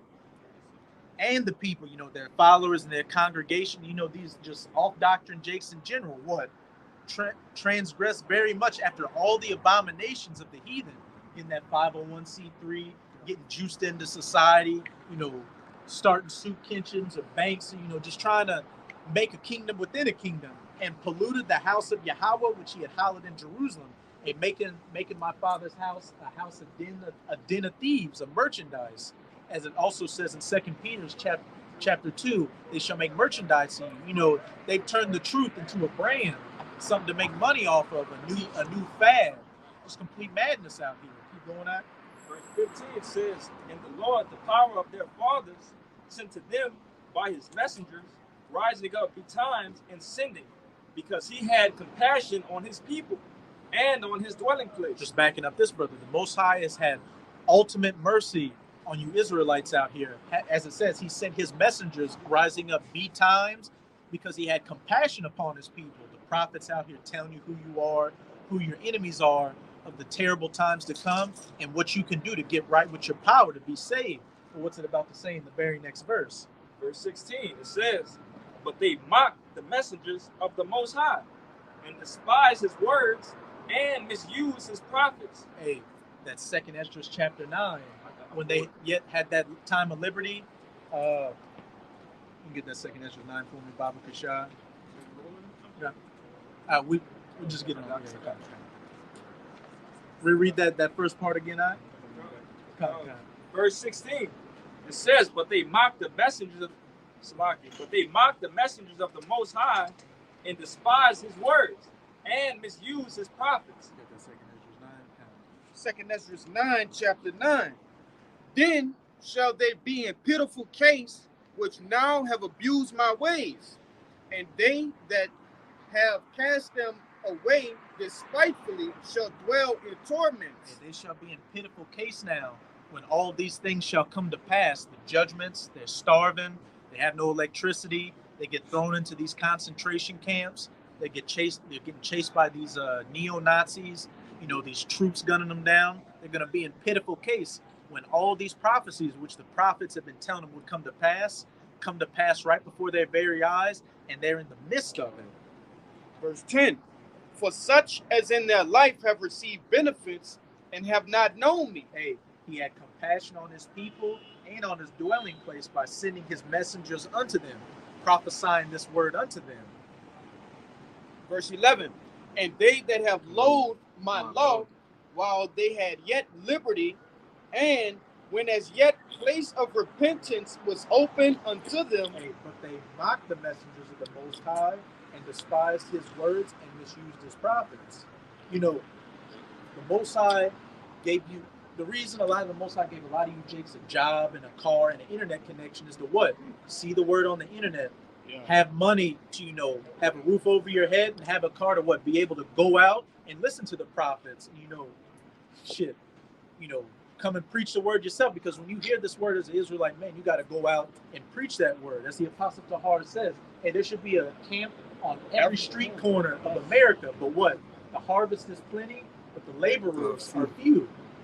And it reads, understood not, but despised it. The same must know it after death by pain. Hey, that pain to the nerve endings. All this judgment, Jake being engulfed in this horror that Yahweh Bahasham Yahweh Shai is about to bring to you. All these little things we've been seeing now with these, Eves getting killed down here, Jake's going missing, getting sold into sex trafficking, getting gunned down. That's nothing compared to the main event, which is quickly coming upon us, and which the brothers has been going into in that second Esdras chapter 15. But finish out that last part, and then you got your precept, brother. God. This is Second Chronicles chapter 36, verse 16. It says, but they mocked the messengers of the Most High and despised his words and misused his prophets until the wrath of the Lord Yahweh arose against his people, till there was no remedy. And it said Jake was going to be an asshole until the wrath of Yahweh was risen against them, and he rose against his people till there was no remedy. There was no balm or medication to heal you Jakes from that judgment that Yahweh Bahasham Yahweh Shai is about to bring to you. And what did it say in Isaiah chapter 6? Isaiah asked him, how long would they be spiritually blind and deaf? Until the cities were made desolate and there was nothing left. There's going to be a remedy in your death after you know it, after that death by pain, and you come back in the kingdom. Those Hebrew huggies. You got it. Real quick, just jump in on you, bro. That's what we're going into over there. Con, that's the spirit. All right, you niggas, all right, are going to literally, you're going to know death personally. Right after you starve and pine away, a lot of you, like the brother said, all right, the Lord going to bring you through some shit over here, man. Like the says Amos. All right, you're going to run from a lion, and a bear going to meet you, and a serpent, man. Yes. All right, and that's going to be different. The different stages the Lord going to get you. A lot of you niggas, a lot of you going to die of famine. But the brother's going to the 7 stages of famine, dying of famine. The last one, your body goes through a state of eating itself, man. Yes, your brain, from the inside out, your brain loses the water. You start to hallucinate, seeing shit. All right, and until where you just die, man. A lot of you start going in the stage. You get that Kenyan head, that South African, what is the Ethiopian. What is the name? The name down at start with S, man. Sudan. He get that big ass Sudan head. Like you remember that nigga who tell you get that head, and that belly start to get big, man. And them arms gonna get small, and them fucking flies get to slapping you all against your eyes, man. That's how you get, man. You get to moving like ET and shit. And then you get that T.I. boots and shit around your goddamn mouth, man. That white ring around your goddamn mouth, looking crazy as hell, man. Before you go away, man. Before the Lord kill a lot of you niggas gonna die like that, man. All right? Help me. They won't even have enough strength to say that. Help me. And them two toes, that big toe and that toe close to start to do this on you niggas, man. The Lord you gonna go out bad, man. A lot of you. Go ahead. What's the saying? Lamentation. Better are they that are slain by the sword than by hunger. Yeah, we ran that one. That's when we brought up. God. Lord gonna take a lot of you niggas out like that, man. Down in that famine. The Lord, some of you might get hit with the glizzy. You might fall off the second, third floor, and then niggas is gonna leave you there to just pine away. Hallucinate. I can see some of you niggas hallucinating. You think you see Burger King down the street? There ain't nothing down there. Woods, man. I think it's Burger King, but it's Burger King. It's a wild pack of dogs looking at it. Yeah. Then the niggas get I know some of you niggas' imagination. A lot of you niggas gonna start seeing the Chick-fil-A bird. Niggas think they seen that bitch, man. They ain't nothing there. Waving at them. Just like you women, like in the scriptures, a lot of you women gonna eat your children. You gonna think that's that Big Mac with them gold archy fries? Yeah, that's really Tay-Tay. All right, that's Tay-Tay. All right, and little Mimi right there too. She looking like a goddamn McFlurry with extra cookies and cream. Don't forget about tank top. All right, and it's all over with from there, man. You niggas gonna wig the fuck out. The Most High gonna, and like I said, he gonna laugh at your calamities, man. He gonna laugh at you niggas when you niggas like Apostle Ricard said. You niggas cutting into Tay-Tay, man. You niggas I'm telling you niggas, hey, give me the Baruch. I got Baruch that. 2. Yeah. Oh, all right. Read that, brother. You gonna start at the top or just 2 and Just just 3? hit 2 and 3. That's all time, huh? I just come on the backboard, brother. I ain't know what you over there. You know, come on the backboard with it. This Baruch chapter 2 and verse 2. To bring upon us great plagues such as never happened under the whole heaven. And them plagues are coming back. Especially for you Jakes, man. We went over there, we went into what? Shit hitting the goddamn fan, man. All hell breaking loose in society. Okay? Go ahead. As it came to pass in Jerusalem, according to the things that were written in the law of Moses. What was written in the law of Moses? Some of the same things we're talking about today, man. Right. Them curses, them things is happening in the society, happening in you Jakes, man. Pray for you Jakes, because the Lord said he's going to start with you first, man. Go ahead. Verse 3, that a man should eat the flesh of his own son and the flesh of his own daughter. How you niggas gonna get down, man?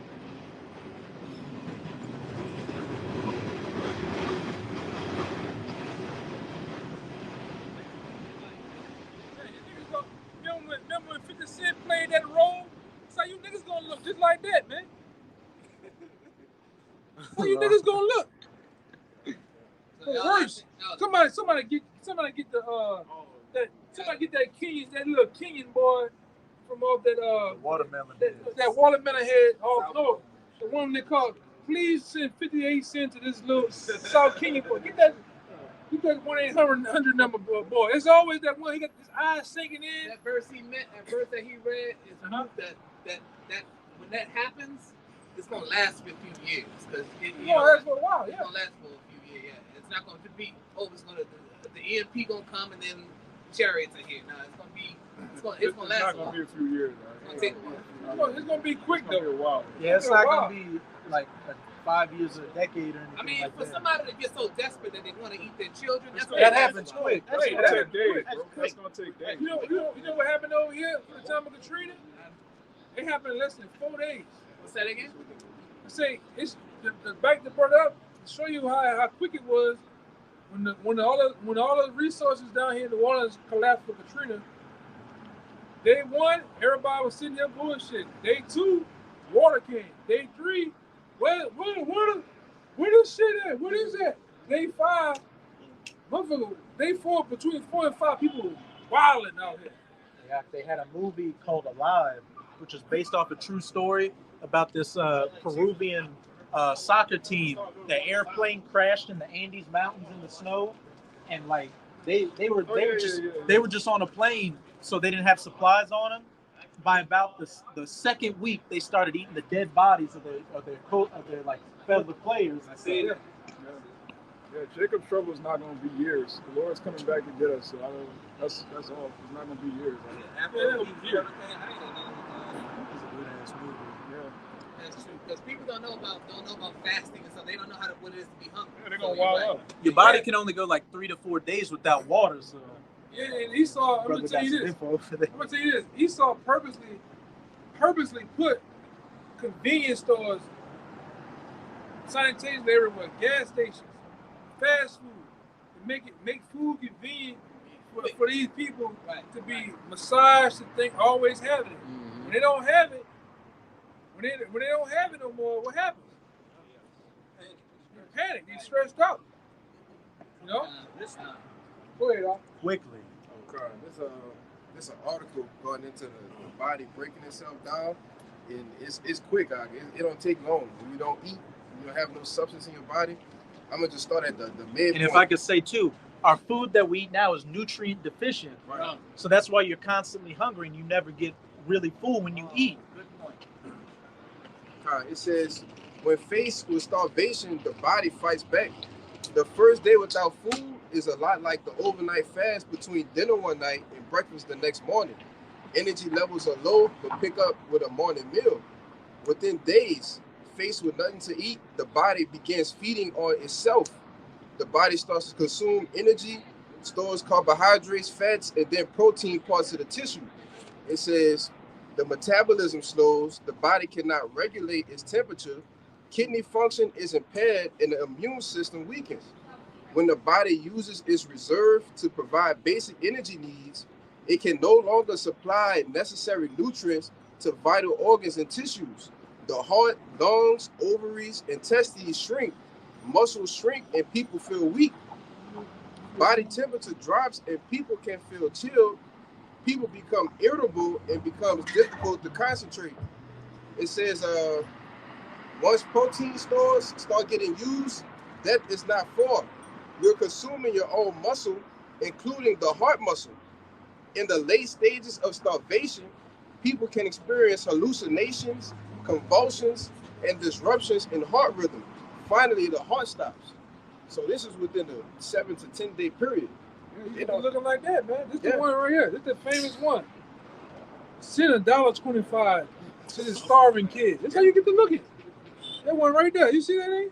So so spiritually, there's a difference between hunger and fasting, because you can fast for 7 days and not happen. You know, fasting is healing.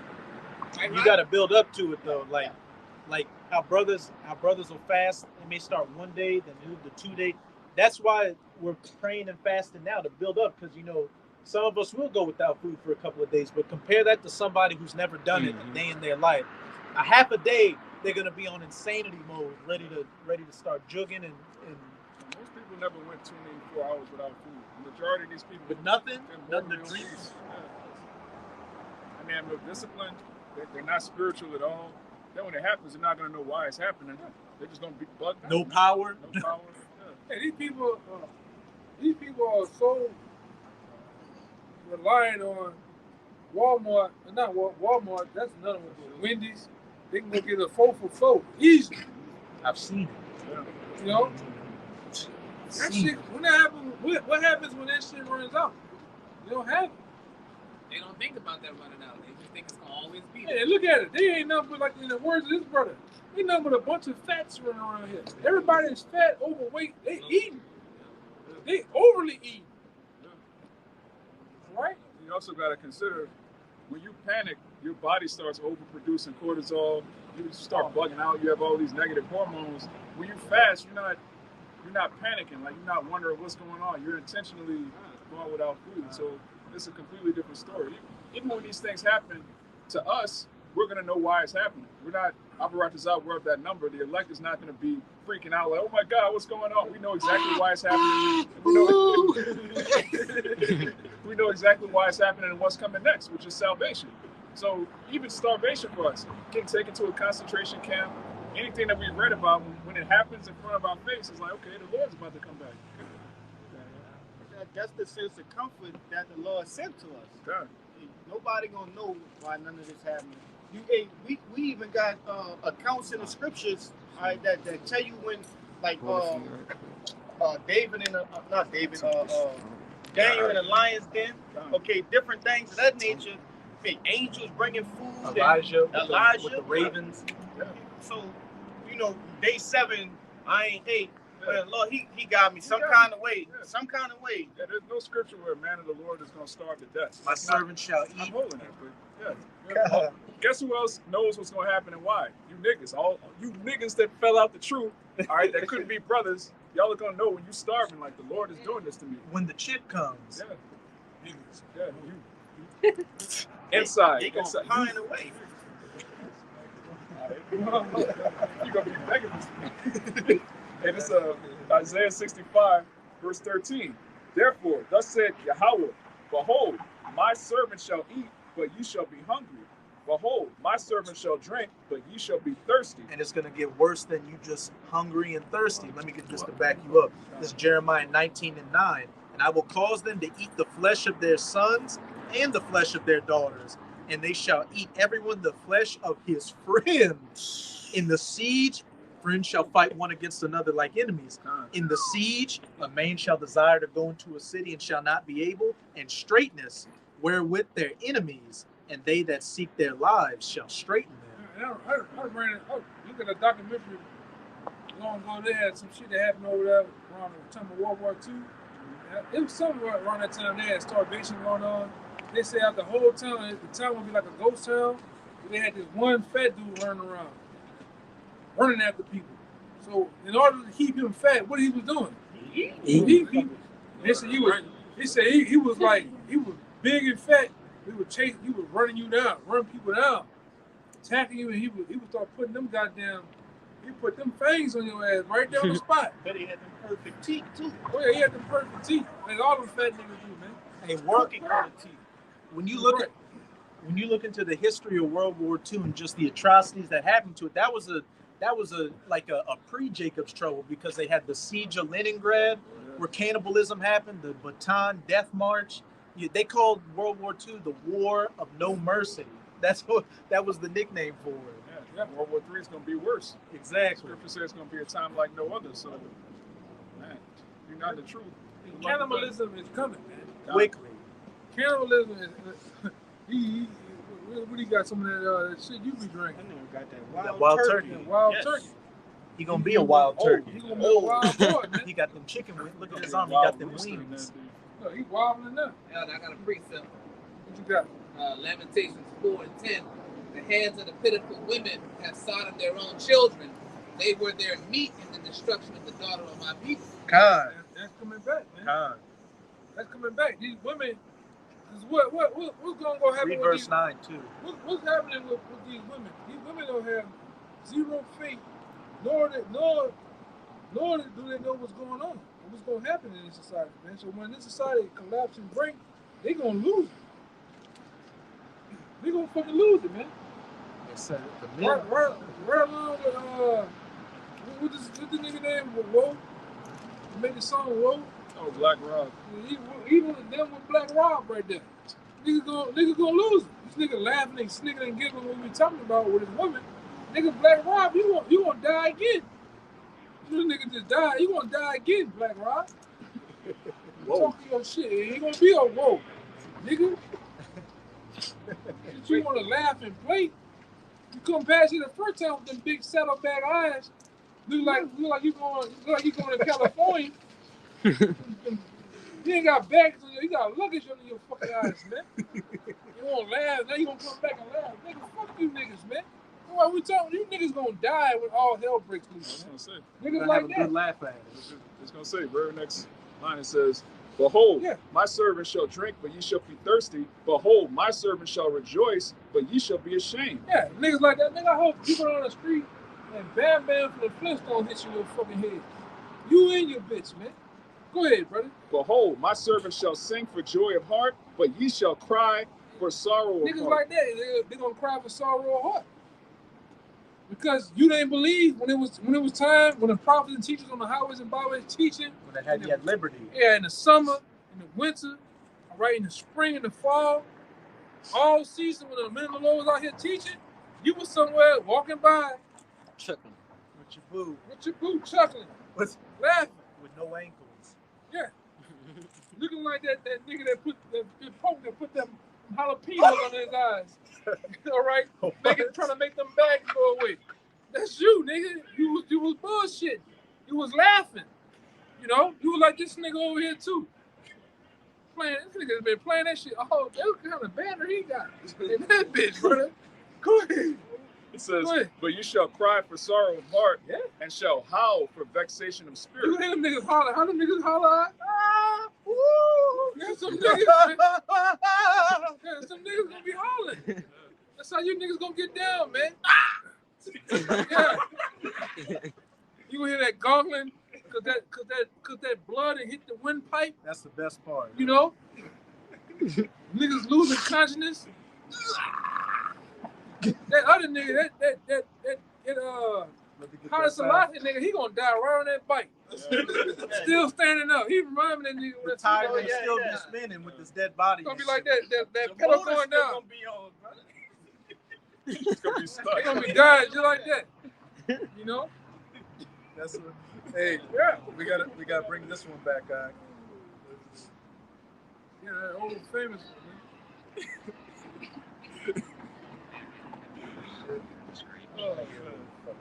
Yeah. Here it is. Fucking ad. Yeah, a lot of you gonna get that, man. And a lot of you scoffers gonna get that. That nigga Chicken Wing with the dancing dolls. That other black That ass dog's gonna nigga. be eating his guts out. That other black ass nigga that be playing he be playing what that is? Gospel music. The gospel music and shit. He gonna die right in that right on that fucking Milk Creek, man. With the rainbow hat on. He's just the umbrella hat on. He's just gonna With the umbrella hat. slunch over. Yeah, but they be talking to Haile Selassie and fucking with the other Allah, but ain't nobody say when they about to die, oh Allah, oh Haile Selassie. What did he say? Oh Jesus, oh my God, Lord, Jesus, Lord. Nigga died. Oh Haile Selassie. Oh, Haile Selassie. Hey, this nigga come with the tall cap on. This nigga showed us a picture. This nigga showed us a picture. This nigga just in the water, like up to the neck, Like this. tread. That's crazy. He showed us that nigga What's the had point a of that, big ass. This nigga had a big pole with a flag on it. See, this is my Lord. What did he say? Some shit. This is him right here. This is King Solomon or whatever the It's fuck. crazy, man. Madness. I got one to back that though. This is the book of Judges, chapter 10. Chapter 10, verse 14. Matter of fact, 13. Yet ye have forsaken me and served other gods. Wherefore I will deliver you no more. Go and cry to the gods which ye have chosen. Say, go cry to Haile Selassie, nigga. You know? Go to Muhammad. Go to Buddha. How can a fat nigga save you, man? Just sit there all Can't day, even lose weight. Indian style, with a big ass Kool-Aid smile. How can he save you? Yeah. How can he? Come on, man. Morbidly obese motherfucker at that, man. A fat. A real Sweet, fat. The a original real life fats. fat, man. The original fats. Sweet Jesus. This nigga can't save a goddamn body, man. Sweet Jesus, he in the Cayman Islands right now, man. Laying up with some other bitch. Hey, Jesus ain't saved you niggas for the last 500 years, Yeah, so he ain't at gonna all, do it man. now. At all, ain't done a goddamn thing, man. He really wasn't doing nothing when Esau had you in the chokehold, man, kicking you in your ass. Yeah, there you go right there. Right there, he can't say That shit right there. Shit right there, man. Timing was too perfect. Jesus. The Lord's timing was too I'm at the low side up there, fucking. Yo, playing game, big old games, man. See this nigga right now. Every time. That flow from aggressive, drop the nigga off right there. Pop the nigga up, man. That was hilarious. This nigga the thrasher. He on the phone. Jesus on the phone in the thrasher sweater, man. That's right. Go on the pyramid, man. With some Nikes on. To get white boy wasted, man. You know? Yeah, the both sides are incredible, man. every time, all time. Yeah. Some example passes us up, man. Yes. Go ahead, huh? It says, "Go and cry unto the gods which ye have chosen. Let them deliver you." Let them niggas deliver you, man. In the time of what we're talking about, all hell breaking loose, man. All right, I want to see the white boy come save you niggas, man. Cause he ain't coming. I'm telling you, he ain't coming, man. When all the ladders, the glizzies, all that shit come out, he ain't gonna save you niggas, man. I want to see Haile Selassie come and say, you gotta come on that same bike, pedaling. On Gear 5, coming to get you niggas, man.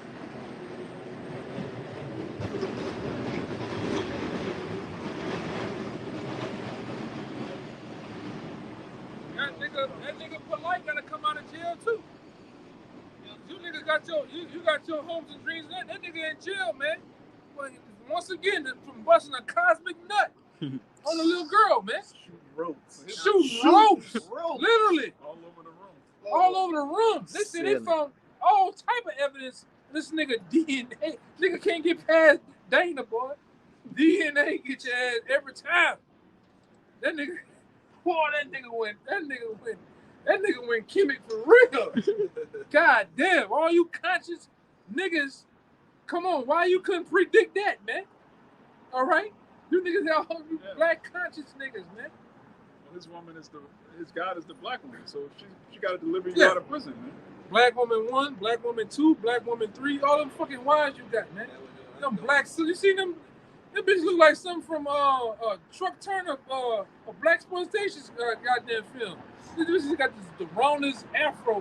You see that bitch? This crazy, man. Yeah. And wearing them leather suits. All of them sit down at the same time. And you see that shit? And one time on the video, I said, God damn. Huh? Go ahead. Scripture says that 7 in that day, 7 women shall take hold of 1 man. How is that gonna be? How is that gonna happen if the lights is all out, everybody running around crazy, killing, you know what I'm saying, running them up? How is the Lord gonna differentiate his elect from so that these women can see like, oh, these men are chosen.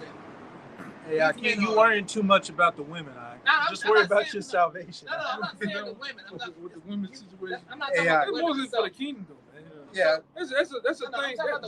Just like the elect are preordained to make it, there are elect women out there that are being preserved right now. That the brothers are going to run into them.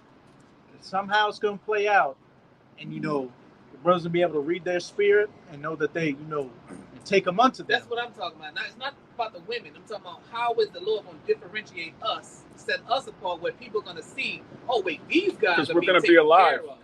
We got that now, as it says in Isaiah 33:6, knowledge, wisdom, and understanding shall be the stability of thy times. And Isaiah 59, when the enemy come in like a flood, I will set up that standard for you. There's going to be a complete difference between a man of the Lord and just a regular nigga out here. Yeah, because they're going to be dead. This is Isaiah chapter 13. That too. Chapter 13, verse 12. I will make a man more precious than fine gold, even a man than the golden wedge of Ophir. So you're going to see, it's going to be obvious who the Lord's dealing with, because first of all, we're going to be alive. We're at that number. But also, we're going to have the wisdom, like the brother said, in Isaiah 33:6, that's going to be allowing us to maneuver. Jake's not going to maneuver through this. You're going to have certain so-called women that are preserved for us. Then you're going to have, then the Lord, I'm going to say, the Lord got in remote villages around the world, also virgins that's going to be subject unto us, man. So it is what it is. Like, we're not even, at this point, I'm just trying to make it. It's just I ain't worrying about the brothers and myself making it. It's going to be obvious, too, because like you said, we're not going to be stressing. So it's going to be an obvious thing. We're going to see it on you. Yeah, if you see society collapsing, you see somebody that's laughing. totally laughing, You're totally laughing at calm. somebody on the ground shaking like that. And like I said this too, when society collapse, you a sick motherfucker if you gonna be worrying about I'm gonna just say it in the best way, honey crunching in that day. Them sugar walls. Yeah, trying to get in them, trying to get draws and that, you gonna be crazy as a motherfucker. But anyway, this should be nasty. Yeah, because what is No showers. Isaiah the 3rd chapter tell you what condition the women gonna be. You gonna be thinking about that shit, man. And if I stink. Yeah, you gonna be stinking and shit. One thing, you're around long enough. We've had people come up to us and other brothers that are giving the counsel. Just random people come up and say, "I don't know what it's about, you guys, but you got a glow around you." So if that's now, how much more That day. in that day? It's gonna be Evident. self-evident who the men of the Lord are. Abaratazah, that Then when you number. read the biggest thing about it too, because these women in society, we consider lame in society. What we're doing, they don't want to fuck with us. But in that day, it's gonna be women that gonna say, we gonna want to take on your name. And what it say? I got it. Eat our own bread, Yeah. wear our own apparel. Isaiah chapter 4, verse 1. And in that day, 7 women, which 7 is just a complete number, 7 women shall take hold of one man, saying, we will eat our own bread and wear our own apparel. Only let us be called by thy name to take away our reproach. Yeah. These women have a reproach, man. They're the biggest traitors and the biggest haters of the Most High. We were saying earlier, right before camp, they embolden these punks. They embolden Jake to be a sodomite. They're all about feminism. They're all about idolatry. They're all about this society. They're all about this world. What does it say in James 4:4? If you love this world, you are enemy of the Most High. So if the so-called black woman is an enemy of the Most High, the majority of them are gonna die, man. So, like the elder said, there's some that are reserved, really preserved for the men of the Lord, but that's for us. And a lot of that come your way, you're gonna get that Heisman on. Yes. Like, Most of them. And that reproach is gonna be that they're gonna want that Jacob trouble to go away, man. The only ones that gonna have the ability to do that is the men of the Lord, man. They're gonna be wanting to become just like we want, and we desire to be under the wings of Yahweh Shai. They're gonna more want and have the desire to be under who? Under us, man. All right, but like I said, the most thing is to make sure you make it. Right. Fuck these women, man. The wife, the woman, the girl. You gotta get right with the Most High first, man. You can't worry about Sally Sue, Mama, Uncle, Daddy. I'm trying to get me right and hope that they gonna fall suit under that somewhere, some way, somehow. But you gotta get right first. That's why it don't make. I tell you, brothers, all the time. You having a girlfriend, a woman, a wife, a boo thing, a side piece. Fuck that, man. Make sure you don't even have to be teaching them. Just make sure you get it. You get in line and get in order. All that other shit gonna fall in line. And like I said, I've been around the truth a while, and like I said, I take this with the apostle say, man. As long as you get it straight, you don't have to worry about your woman. Your woman only gonna get under the vibration of you. Right? My question had nothing to do with No. I'm just speaking in general because it's obvious that happened for somebody behind the screen to get it, or somebody out here to get it. You got to get you together. You got to have an intimate relationship between you and the Most High, with these scriptures, with this knowledge, with the Hebrew, everything has to come and follow suit. When it comes to mama, daddy, my brother, my sister, hey man, let it fall where they may. Chips fall where they may. You know, if the Lord wants to kill my mama, so be it. I gotta keep going. I gotta keep this. I gotta keep doing this. Now, if I want to, and hope for her to be delivered and saved, I gotta keep doing this, and hope the Most High grants her to fall under the suit, under the banner. It says that if you want your family to make it, you gotta make it. They're gonna make it off the strength of you making it. Your woman and whatever, the chick that you like, and you digging and desire, you gotta do this. Other than that, if it don't happen, they gonna perish, man. You know?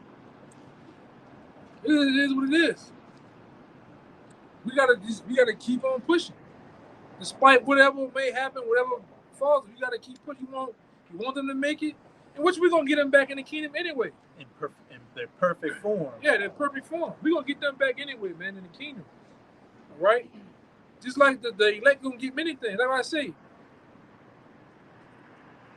they're gonna have certain Like, no, they're gonna have women preserved for brothers, man. Virgins. All right, never been tampered with. Never got to see the eyes of sexy red, man. That still blush. All right, that still blush when they get when they see real women. These women over here, man, they didn't have the Cardi Reds or Cardi B's. They didn't have the Sexy Reds, the Glorrillas, Megan Thee Stallion, and them. It threw, man. Ice Spice shit. They threw, man. Let me leave that alone. But go ahead. I'm gonna leave that shit alone. We're gonna go a little bit more, and then we can get a couple more out, and then we gonna. I know you were holding something. I read it. Oh, you read it? Mosquito. You brothers had any? You got some? Then we'll go to that second Esdras 15 and read that 19 and shit. But you got it, Kushab. This is to back up what the elder brother was saying about this come on the forefront, and then everything else take care of itself. This is Matthew chapter 6 verse 33. It says, "But seek ye first the kingdom of Yahweh and his righteousness, and all these things shall be added unto you." Point blank. Period. Seek it. Because I want to say one thing. The Lord said He gonna give us what our heart desire, man. He gonna give us our heart desire in that thing. And what's also the proof to back up this I believe First Corinthians the 7th chapter. Because guess what? Unbelieving wife can be saved. Can saved by the husband. Can be saved by the husband. Same thing for the unbelieving husband can be saved by a believing woman, right? But what's that predicated upon? They're saved upon the strength of those that believe. Yeah. So you gotta believe. You gotta actually have faith and do the works, man. All those other things gonna handle itself when they handle it, man. You just gotta keep pushing. All right? And what did Yahushua tell Peter in Matthew 19? Peter asked, "What shall we receive for giving up everything for you?" He said, "You're going to receive houses, lands, families, wives, brothers, sons, all back 100-fold in its perfection." So as long as you get straight, as long as you make it, however it plays out, you getting everything back. Everything you lost, you're getting it back. That's a no-brainer right there. But you got to make it first. You got to concern yourself with, the brothers and yourself. Make everybody that's fighting for Yahweh by Hashem, Yahweh Shai being straight before anything else. That's why you gotta block out all that white noise from your friends, your family, and society. You gotta have the mind of like they always say, you gotta have the mind of an elephant. Elephant don't concern the thoughts of a fucking ant. All right? Because why? The elephant is bigger than the ant. The elephant will crush the ant. I don't give a fuck what these niggas. I'm doing this, man. Because I got family members that talk shit. Fuck him. I've been him. Don't be. Fuck them people, man. I'm gonna be whatever they say I am anyway. If I even sit here,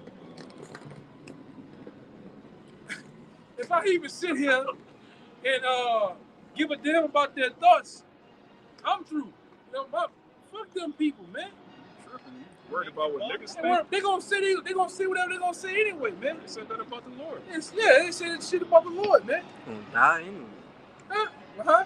Say they gonna die anyway. They gonna die anyway. Like the brother said, they gonna die any goddamn way. So why what's would a they dead man's opinion? Yeah, what's a dead man's opinion? I'm gonna do this. Hey, when I was in the world with them niggas said all type of shit about me. Behind your goddamn back and all that. Hey man, fuck them people, man. I've been whatever. I've been weird. I've been him. I've been on it. Like I said, I was on this unknowingly on the weird shit, economics and the economy. And I was weird to them niggas in the eyes back then. I've been spiritual, but like I said, not according to the knowledge of the Most High. Jake think you weird if you eat vegetables, man. Yeah, niggas throw it off. Anything you do to better yourself or lead to a life, Jake look at you like that's corny, that's weird, that's lame. Yeah, he's telling the truth. Put a salad in front of a nigga face. Put some guacamole in front of a nigga. Nigga get what the fuck is you see niggas? You eat white people food, nigga. Yeah, that's white people food. Hey, I had some of that boathouse. You know that green goodness? Boy, nigga wigged out. What the fuck you do? Which is green is a spiritual color, man. Yeah. The Most High, I think that's the Most High's favorite color, I believe, man. The green, huh? Barrel. Yeah. So hey man, it is what it is. Let them niggas talk. They gonna talk any goddamn way, whether you doing the right thing or the wrong. Let you be out here in the world peeled up, drugged up. Niggas gonna talk shit about you. Look at it. Look. Look how I got the nigga. Told you. If you in the world and you in this world doing the spirit, they gonna talk, man. Let them talk all the way down to Wisdom Solved in the 5th chapter. Let them talk all the way there when they can really talk and see you getting beamed up. And they ain't grown in the anguish of spirit, man. The hell with niggas, man. Matthew 10, 32, 33. This is Red Letter Associate Howard speaking. I got family members that don't fuck with me behind the truth. They watch the videos.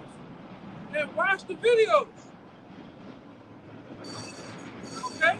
You can tune in every other week or so and get a laugh.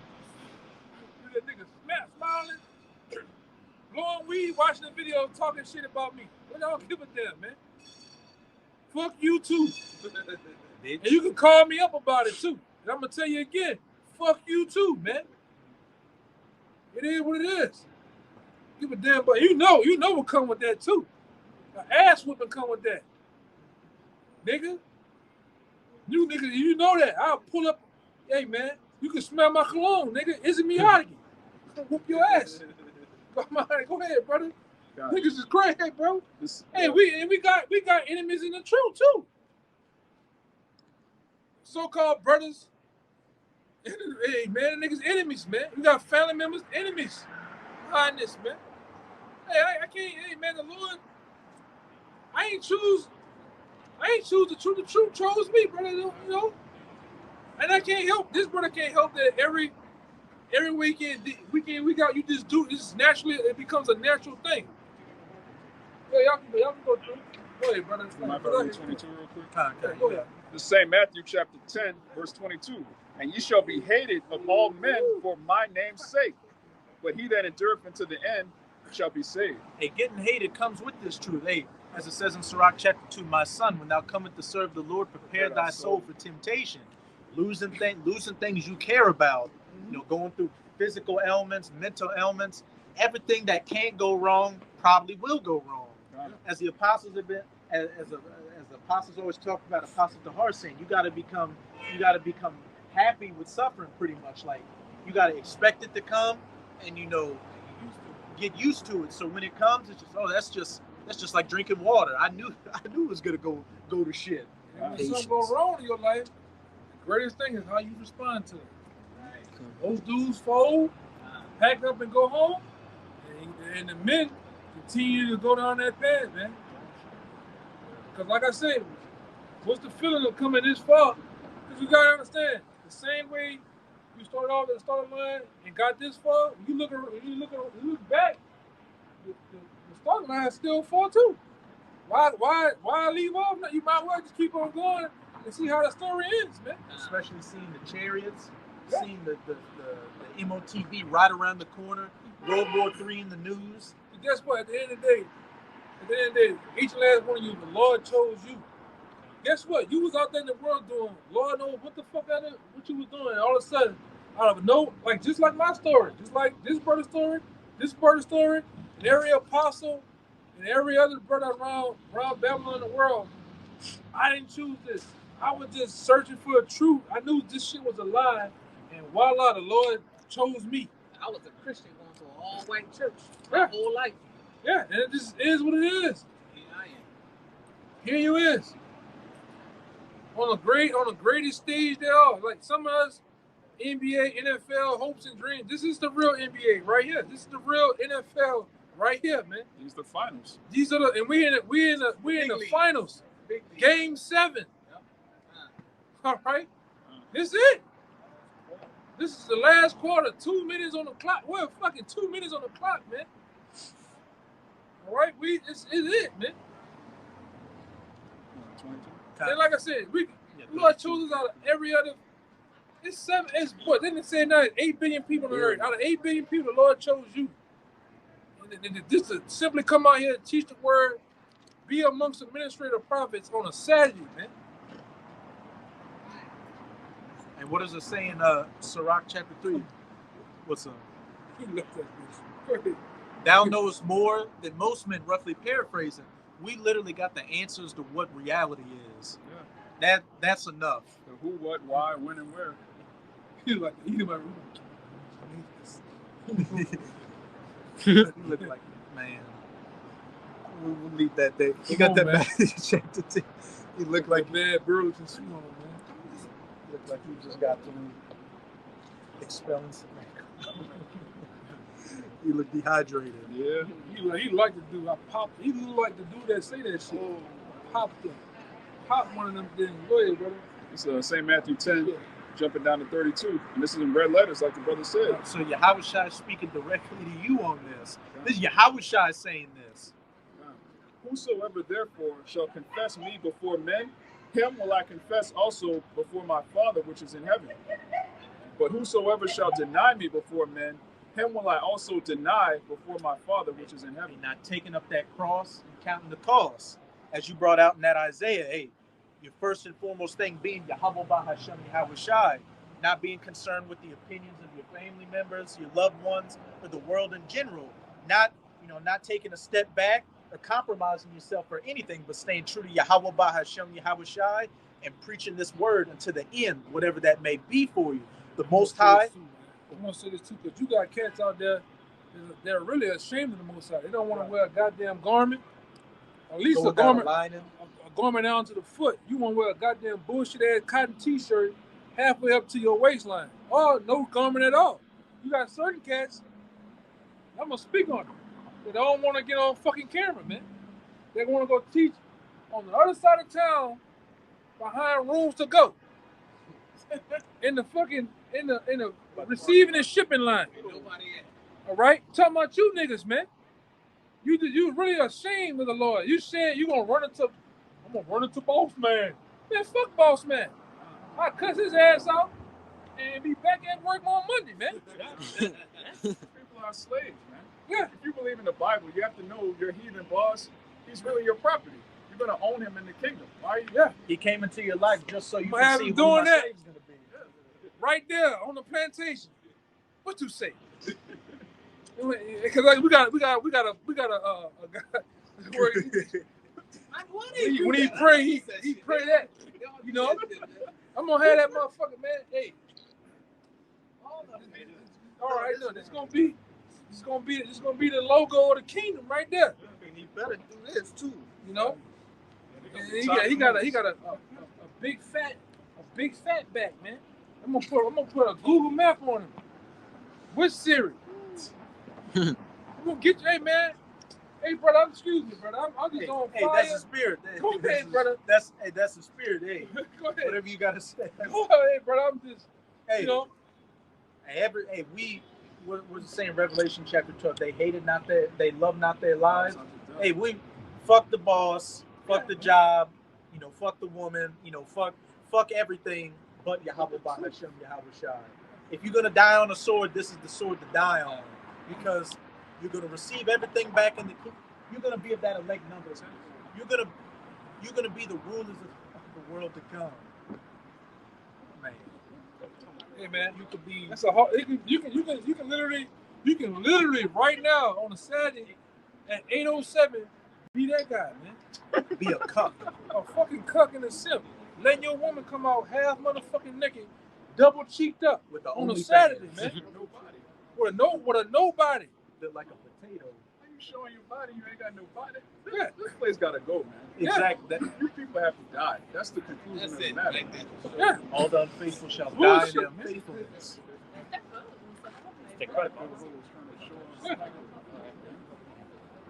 Damn. That's how it is, man. Come on, man. Same pseudo. But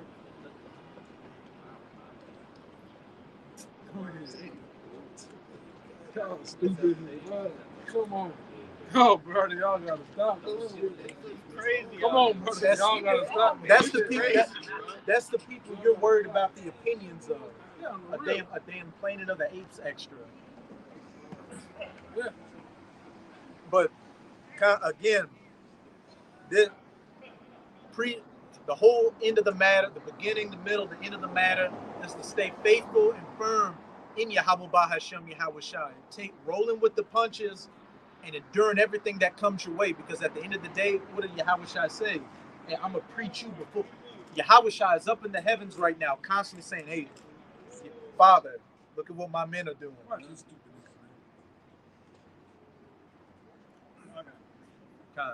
Look at what my men are doing.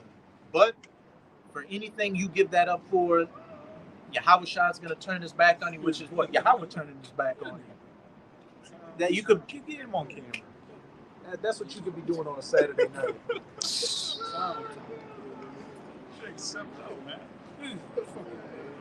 That nigga might throw a jacket. He might throw a jacket over his That's what I thought about. Oh, Romeo type. He's going to throw his body on there. Just jump on the puddle, man. Walk over me. I'll catch a grenade for you, ass nigga. He the nigga that's throwing pebbles at a window at night and confessing his faults to her. Man. He got the boombox. He got a sign. I love you. He got the Mexicans. He got Issachar playing the mariachi while he telling he reading the letter to my how you love it. And a naked nigga opened the window and saying, "What's that noise in the woman's room?" You know. After you see what are those stains on the window? I'll leave that. Ropes on the window. Romeo, fair Romeo. Romeo. Lord have mercy. Exactly. But she could fix it. Revelation chapter 2, verse 25. But that which ye have already, hold fast till I come. You need to let that go. Right? That bitch like she died last week, man. You know, niggas, and these niggas is crazy. Like I said, I be saying y'all, bro, these niggas is crazy out there, man. He don't need to hold fast. He need to let that go. It's true, bro. These niggas out here, like, he's ready to throw his jacket in a puddle. You see that? You see the bitch eyes? You see that? Like she ain't had no eyes. Yeah, no forehead, no eyebrows. It's all eyebrows. She was a thumb. Niggas, and like I said, he ready to kill about that shit too. She was a thumb. She was this with some eyes, some googly eyes on her. Thumb with eyelashes. Crazy, man. She simping behind the thumb with eyelashes. This is the shit the prophet saw and they got sick. Like, He looking at us like, oh yeah, I know the nigga ain't looking at my bra. No, we laughing at your bra. We laughing at you. And you gotta hold her stomach out, man. And she fat with no waistline. All right? look at that. Chick simping for thumbs, man. You know? Go ahead. Verse 26. And he that overcometh and keepeth my works unto the end, to him will I give power over the nation. Hey, to rule him with that rod of iron. What, to receive that crown in 2nd Ezra chapter 2, to have that memorial that these are the men that stood firm in my father's name. To get the big man. And with that man torpedo too. We're gonna go through you goddamn, you women that love Jake, we're gonna get you too, man. All right in the kingdom. They're gonna get what they want too. Yeah, you're gonna get that too, man. You Edomite women, you Chinese women, long time, you're gonna long time all day. You're gonna have a field day. Arab women, we're gonna get you too. All right? Y'all covered up for nothing. Yeah. Y'all coming up out of that. Yeah, we're gonna be the ones that rip you out the plastic or rip you out them goddamn clothes, man. Right in the kingdom. All right?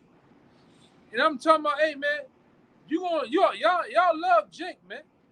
All right, hey, I seen some couple shit this past week. Every time you ask them, what's your ideal man? What do you want? Well, you really want to know? Yes, I really want to know. And it don't never fails. They want something tall, dark, and handsome, man. You know? They want something tall, dark, and handsome. I saw a video where they asked a white girl what kind of man she wants. All white women, and they all said he's gotta be black. Yeah. Hey man, at the end of the day, it's already, even in our Lord's state, it's already designed, it's set up for Jake. The world wants Jake, man. The world wants Jake. Really, the world wants Jake to rule. Hey, the earnest expectation of the creation is the manifestation of the sons of God. Come on, man.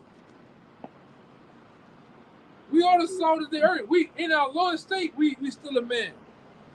All right? Hey, if a poor, your favorite one, if a poor man is honored, I don't. There's some brothers' precepts you don't want to butcher. Now, real quick, like I said, even in our lowest state, look at us, man. We made this society thrive and move and shake, man. Even at the bottom, in the ghettos, the slums, at the worst of the worst, all nations want to be us, man. All nations women want a Jake. Okay? I just seen some type of motherfucking some gallop where Jake was modeling. Every time, boy. Every time. You have a white man come out there, he's walking, the women still talking. Nobody paying attention. Boy, Jake come out that goddamn runway, and then he do this. He bust that goddamn shirt on. It go Jason Waterfalls in that motherfucker, man. Every time. So imagine this is about the scripture. Imagine us in our right minds, righteous, man. With power and authority, man. Come on, man. Boy, we're gonna be like boy, Jake gonna do this to King David. Let that thing bust out the goddamn ball. Hey, brother. Jacob was wild though, bro. In the kingdom, they were wild. In the kingdom, Jake gonna need some long, wide garments, some thick garments. Yeah. We'll leave that there. Yeah. We're gonna have to have a motherfucker come and flag the poke that goddamn thing. Jake gonna need a belt around the garment. Girls about the paps out. Yeah. Around the pat, that gird around the paps. Yeah. You need a bat you want to have a bat to beat them off, to get them off us, man. Hey, if you think they bird watching that, yeah. Lumber hey, shopping. Man. Lumber shopping, all that shit, man. Hey, the Most High brought another example. Look right there. There you go. That's crazy. You can't wait for the kingdom. Come on, man. Hey, boy, the Lord on the road tonight, man. He on the road tonight, man. I don't give a damn. Woo. That's the same one. Yeah, they changed clothes. Yeah, Got rid of the baby. All right, this is the book of Sirach, chapter 10, verse 31. He that is honored in poverty, how much more in riches? Yeah. So if we honor right now in poverty, all right. All of them, they want to dress like us, they want to talk like us, they want to look like us. They want the women want to be with us. How much more in Women riches? want to be like our women. Yeah, that too. How much more, and when we get the real power of the heavens, from the heavens and the earth, to rule, to have power and dominion. All right? So we're gonna really be great, man. It really is not even about the fucking women. It's about, come on, man, you gonna get your ass, you gonna get your ass, you gonna get up on your ass, man. That's a nigga from Blade. What? Oh, You remember? Yeah. Wesley. Come on, man. Oh, bro. That's a real Wesley. Goddamn chicken shits. Yeah. Down the damn bone, dead head bone. Get up, goddamn pussy. That's a real Wesley. Bro, he looked just like him. He sounds just like him too. I'm down. Yeah, the lip too. Yeah, that thing on his lip. He died in what, 3 niggas doing They brought his ass. He never died. He died, but they brought his ass back. He got the lips in it. Oh Lord, wow. Stop. That star was there. It was in. It moved. Already moved up further. The last 40 seconds I looked up at it, it already moved up farther. That's not Right there. I don't remember ever seeing that before. Yeah, I've been looking up and I ain't even see that. I've never seen that before. It used to like It was right there. right Like, there. Where the B at? Mm-hmm. Let it be. It was right there. Now it's over there. All right. I just paid attention to that shit the whole time. You know? Literally, like his brother ain't bullshit. It was way over there. And in like the last minute, it moved up even farther towards the tip of that building. That's not a star either. Brother angels, man. Tell them not to stop. Sirach 10:31. He that is honored in poverty, how much more in riches? And he that is dishonorable in riches, how much more in poverty? Esau's own women don't even want him on this side. Yeah. And it says, what does it say? His widow shall not lament for him. Yeah, The only reason, Esau's got, because Esau's in power. But besides that, if he lost that power, nobody wants this piece of shit. He's a piece of shit right now. He's losing his power. So once he's in poverty, as I said, but him that is dishonored in riches, how much more in poverty? You're going to be the worst fucking thing going. Nobody in the kingdom's going to want to emulate an Edomite. I'm going to say this too. Right at the cuffs of ancient Rome going down, all right? When Septimius Severus and them took it down, what started to happen? What started happening prior to that? Jake started getting with them women, man. Jake. That's another sign. That's another sign that your society going down. When what? When your women start to get with who? Other nations, man. Hey, let me read this for you. This is dealing with the Roman Empire. This is from Blacks in Antiquity, and it's on page 164. And this is dealing with, how they have theaters and plays? This was a popular play that would always go through. A favorite subject in Roman mimes was adultery. Nothing new under the sun. Ovid speaks of the popularity of the mime in which the stupid husband is duped by an artful wife. What were we going into earlier? These comedy shows show the men as a retard, while the artful wife, saves the day. In which the stupid husband is duped by an artful wife and her lover. Let's see who that lover was. Another mime theme developed: the faithless wife's attempt to seduce her slave. Since crossing between whites and blacks received notice from the satirists, and white mothers of dark or black children accused of adultery pleaded maternal impression, a very fertile imagination would not be required to produce a hilarious mime on the adultery theme involving Ethiopians. What that was pretty much saying is those Roman Edomite women were having so many Jake babies that they would say, I just looked at the slave and the baby came out black. It happened so much they made comedy plays about it. Ain't nothing new under the sun. Yeah. Just like on White. Oh, yeah. Right. Yep. You just did his thing. I'm that David Pappy. Yeah. Yeah, man. It's been an ongoing, even from the time of slavery. All right, that's where I'm gonna say this too. That's where the term pimping come from. All right, the Jake men that were slaves, when a slave owner was going off to market to go get some more slaves, the Judite man started pimping on that wife, man. Why he was pimping on her? To get her to pop up, to get on her husband, to start whooping on him and the other slaves so hard. And what happened with the wife? Start popping out them goddamn Jake babies, man. All right, the same thing goes for our women. All right, our women started to do what? Find massa. To get him on the side of the road, or get with him to start whipping on everybody else, man. Through what? The act of sex. Right, but that thing really started happening with the Jake men. The Jake men was pimping on them white girls, man. Because the white women really rule their husband. I see this shit. This shit crazy. She walked straight into traffic. Stupid, man. Crazy bitch. Yeah. But that's what was going on, man. Them Judite men was getting on them white women asses, man. Right? Popping them, working on their mind. They tell your husband stop doing this so bad and doing this, and it didn't work, man. So much to where, what you call them? You call them, not Sims, but you call them Cucks. Cucks.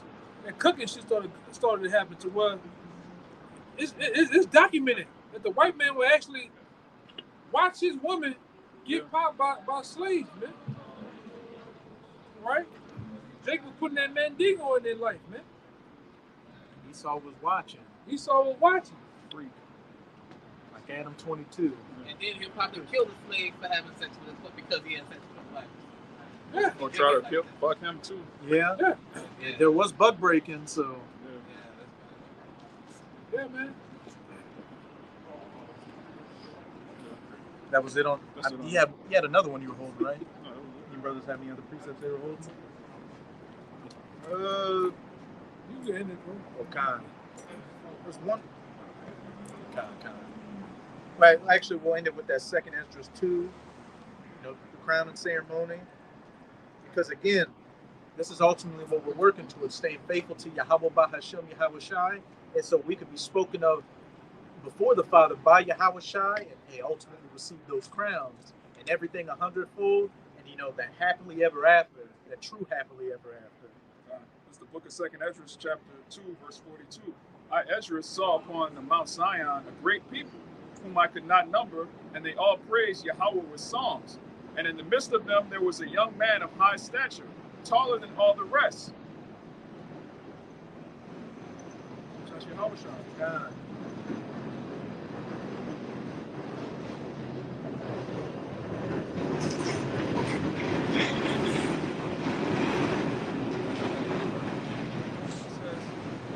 Taller than all the rest, and upon every one of their heads he set crowns, and was more exalted, which I marveled at greatly. And think about this. The apostles had talked about it before. To every man that is of the 144,000, you've got a crown that's specifically made for you. So when you see it, it's going to be exactly what you would want your crown to be without you even knowing what you want it to be. It's going to be that customized that Yahweh Shai is going to have set for you to personally lay on your head and say, my son, my brother, my kinsman, well done. And I like to think that when he's putting that crown on that afro, some electricity is going to be sparking between the crown and your hair, and it's going to suck on your head. You're going to have the angels blowing the trumpets. It is. We're just going to be a mess, though. Jake going to be crying. So I asked the angel and said, Sir, what are these? He answered and said unto me, These be they that have put off the mortal clothing and put on the immortal. Which starts now, putting off these mortal thoughts, putting off the cares and the affairs of this world for those immortal thoughts, the ways of Yahweh Bahashem Yahweh Shai. And what comes next with that? Immortality. I'm gonna say that too, because we gonna literally cry too, because one thing's gonna happen. Yahweh Shai is gonna reveal to us that body that they crucified, man. What they did to him. The Lord gonna show us what they done to him, man. And then we gonna cry at the sight of that shit. To see what he went through for us to receive the position we got now. Right, man. You get choked up thinking about it. It says, and have confessed the name of Yahweh. Hey, those that have confessed my name, before men shall I confess their name before the Father. Now are they crowned and receive palms. Then said I unto the angel, What young person is it that crowneth them, and giveth them palms in their hands? So he answered and said unto me, It is the Son of the Most High, Point blank period. whom they have confessed in the world. Then began I greatly to commend them that stood so stiffly for the name of Yahweh. And that was Esdras commending them in the vision. How much more the rest of the nation, Yahweh Bahashem Yahweh Shai, and then having that eternal memorial. Heathens are gonna, gonna give you those accolades. Existence is gonna give you those accolades. That's what we're ultimately fighting for. Dominion, to be of that elect number, and to have these damn devils underneath our feet where they belong to be. And they know it's coming. They know America's going down. And there's nothing they can do about it. You fucking bitch. But with that, we're gonna. Any brothers have any closing points they wanted to make? Okay, so with that, we hope you sincere Hakim and Akwak are edified by this camp. And again, as always, we're going to give all praises, glory, and infinite honors to Yahweh Bahashem Yahweh Shai Bahashem B'Rakakwadash. Double honors to the apostles and elders of Great Millstone who rule and teach well. And peace and salutations to you, sincere Akim out there, pushing this word in truth and sincerity to the four corners of the globe, making brothers endure to the end. Abba Babal! Abba Babal! Abba Babal! Abba Babal!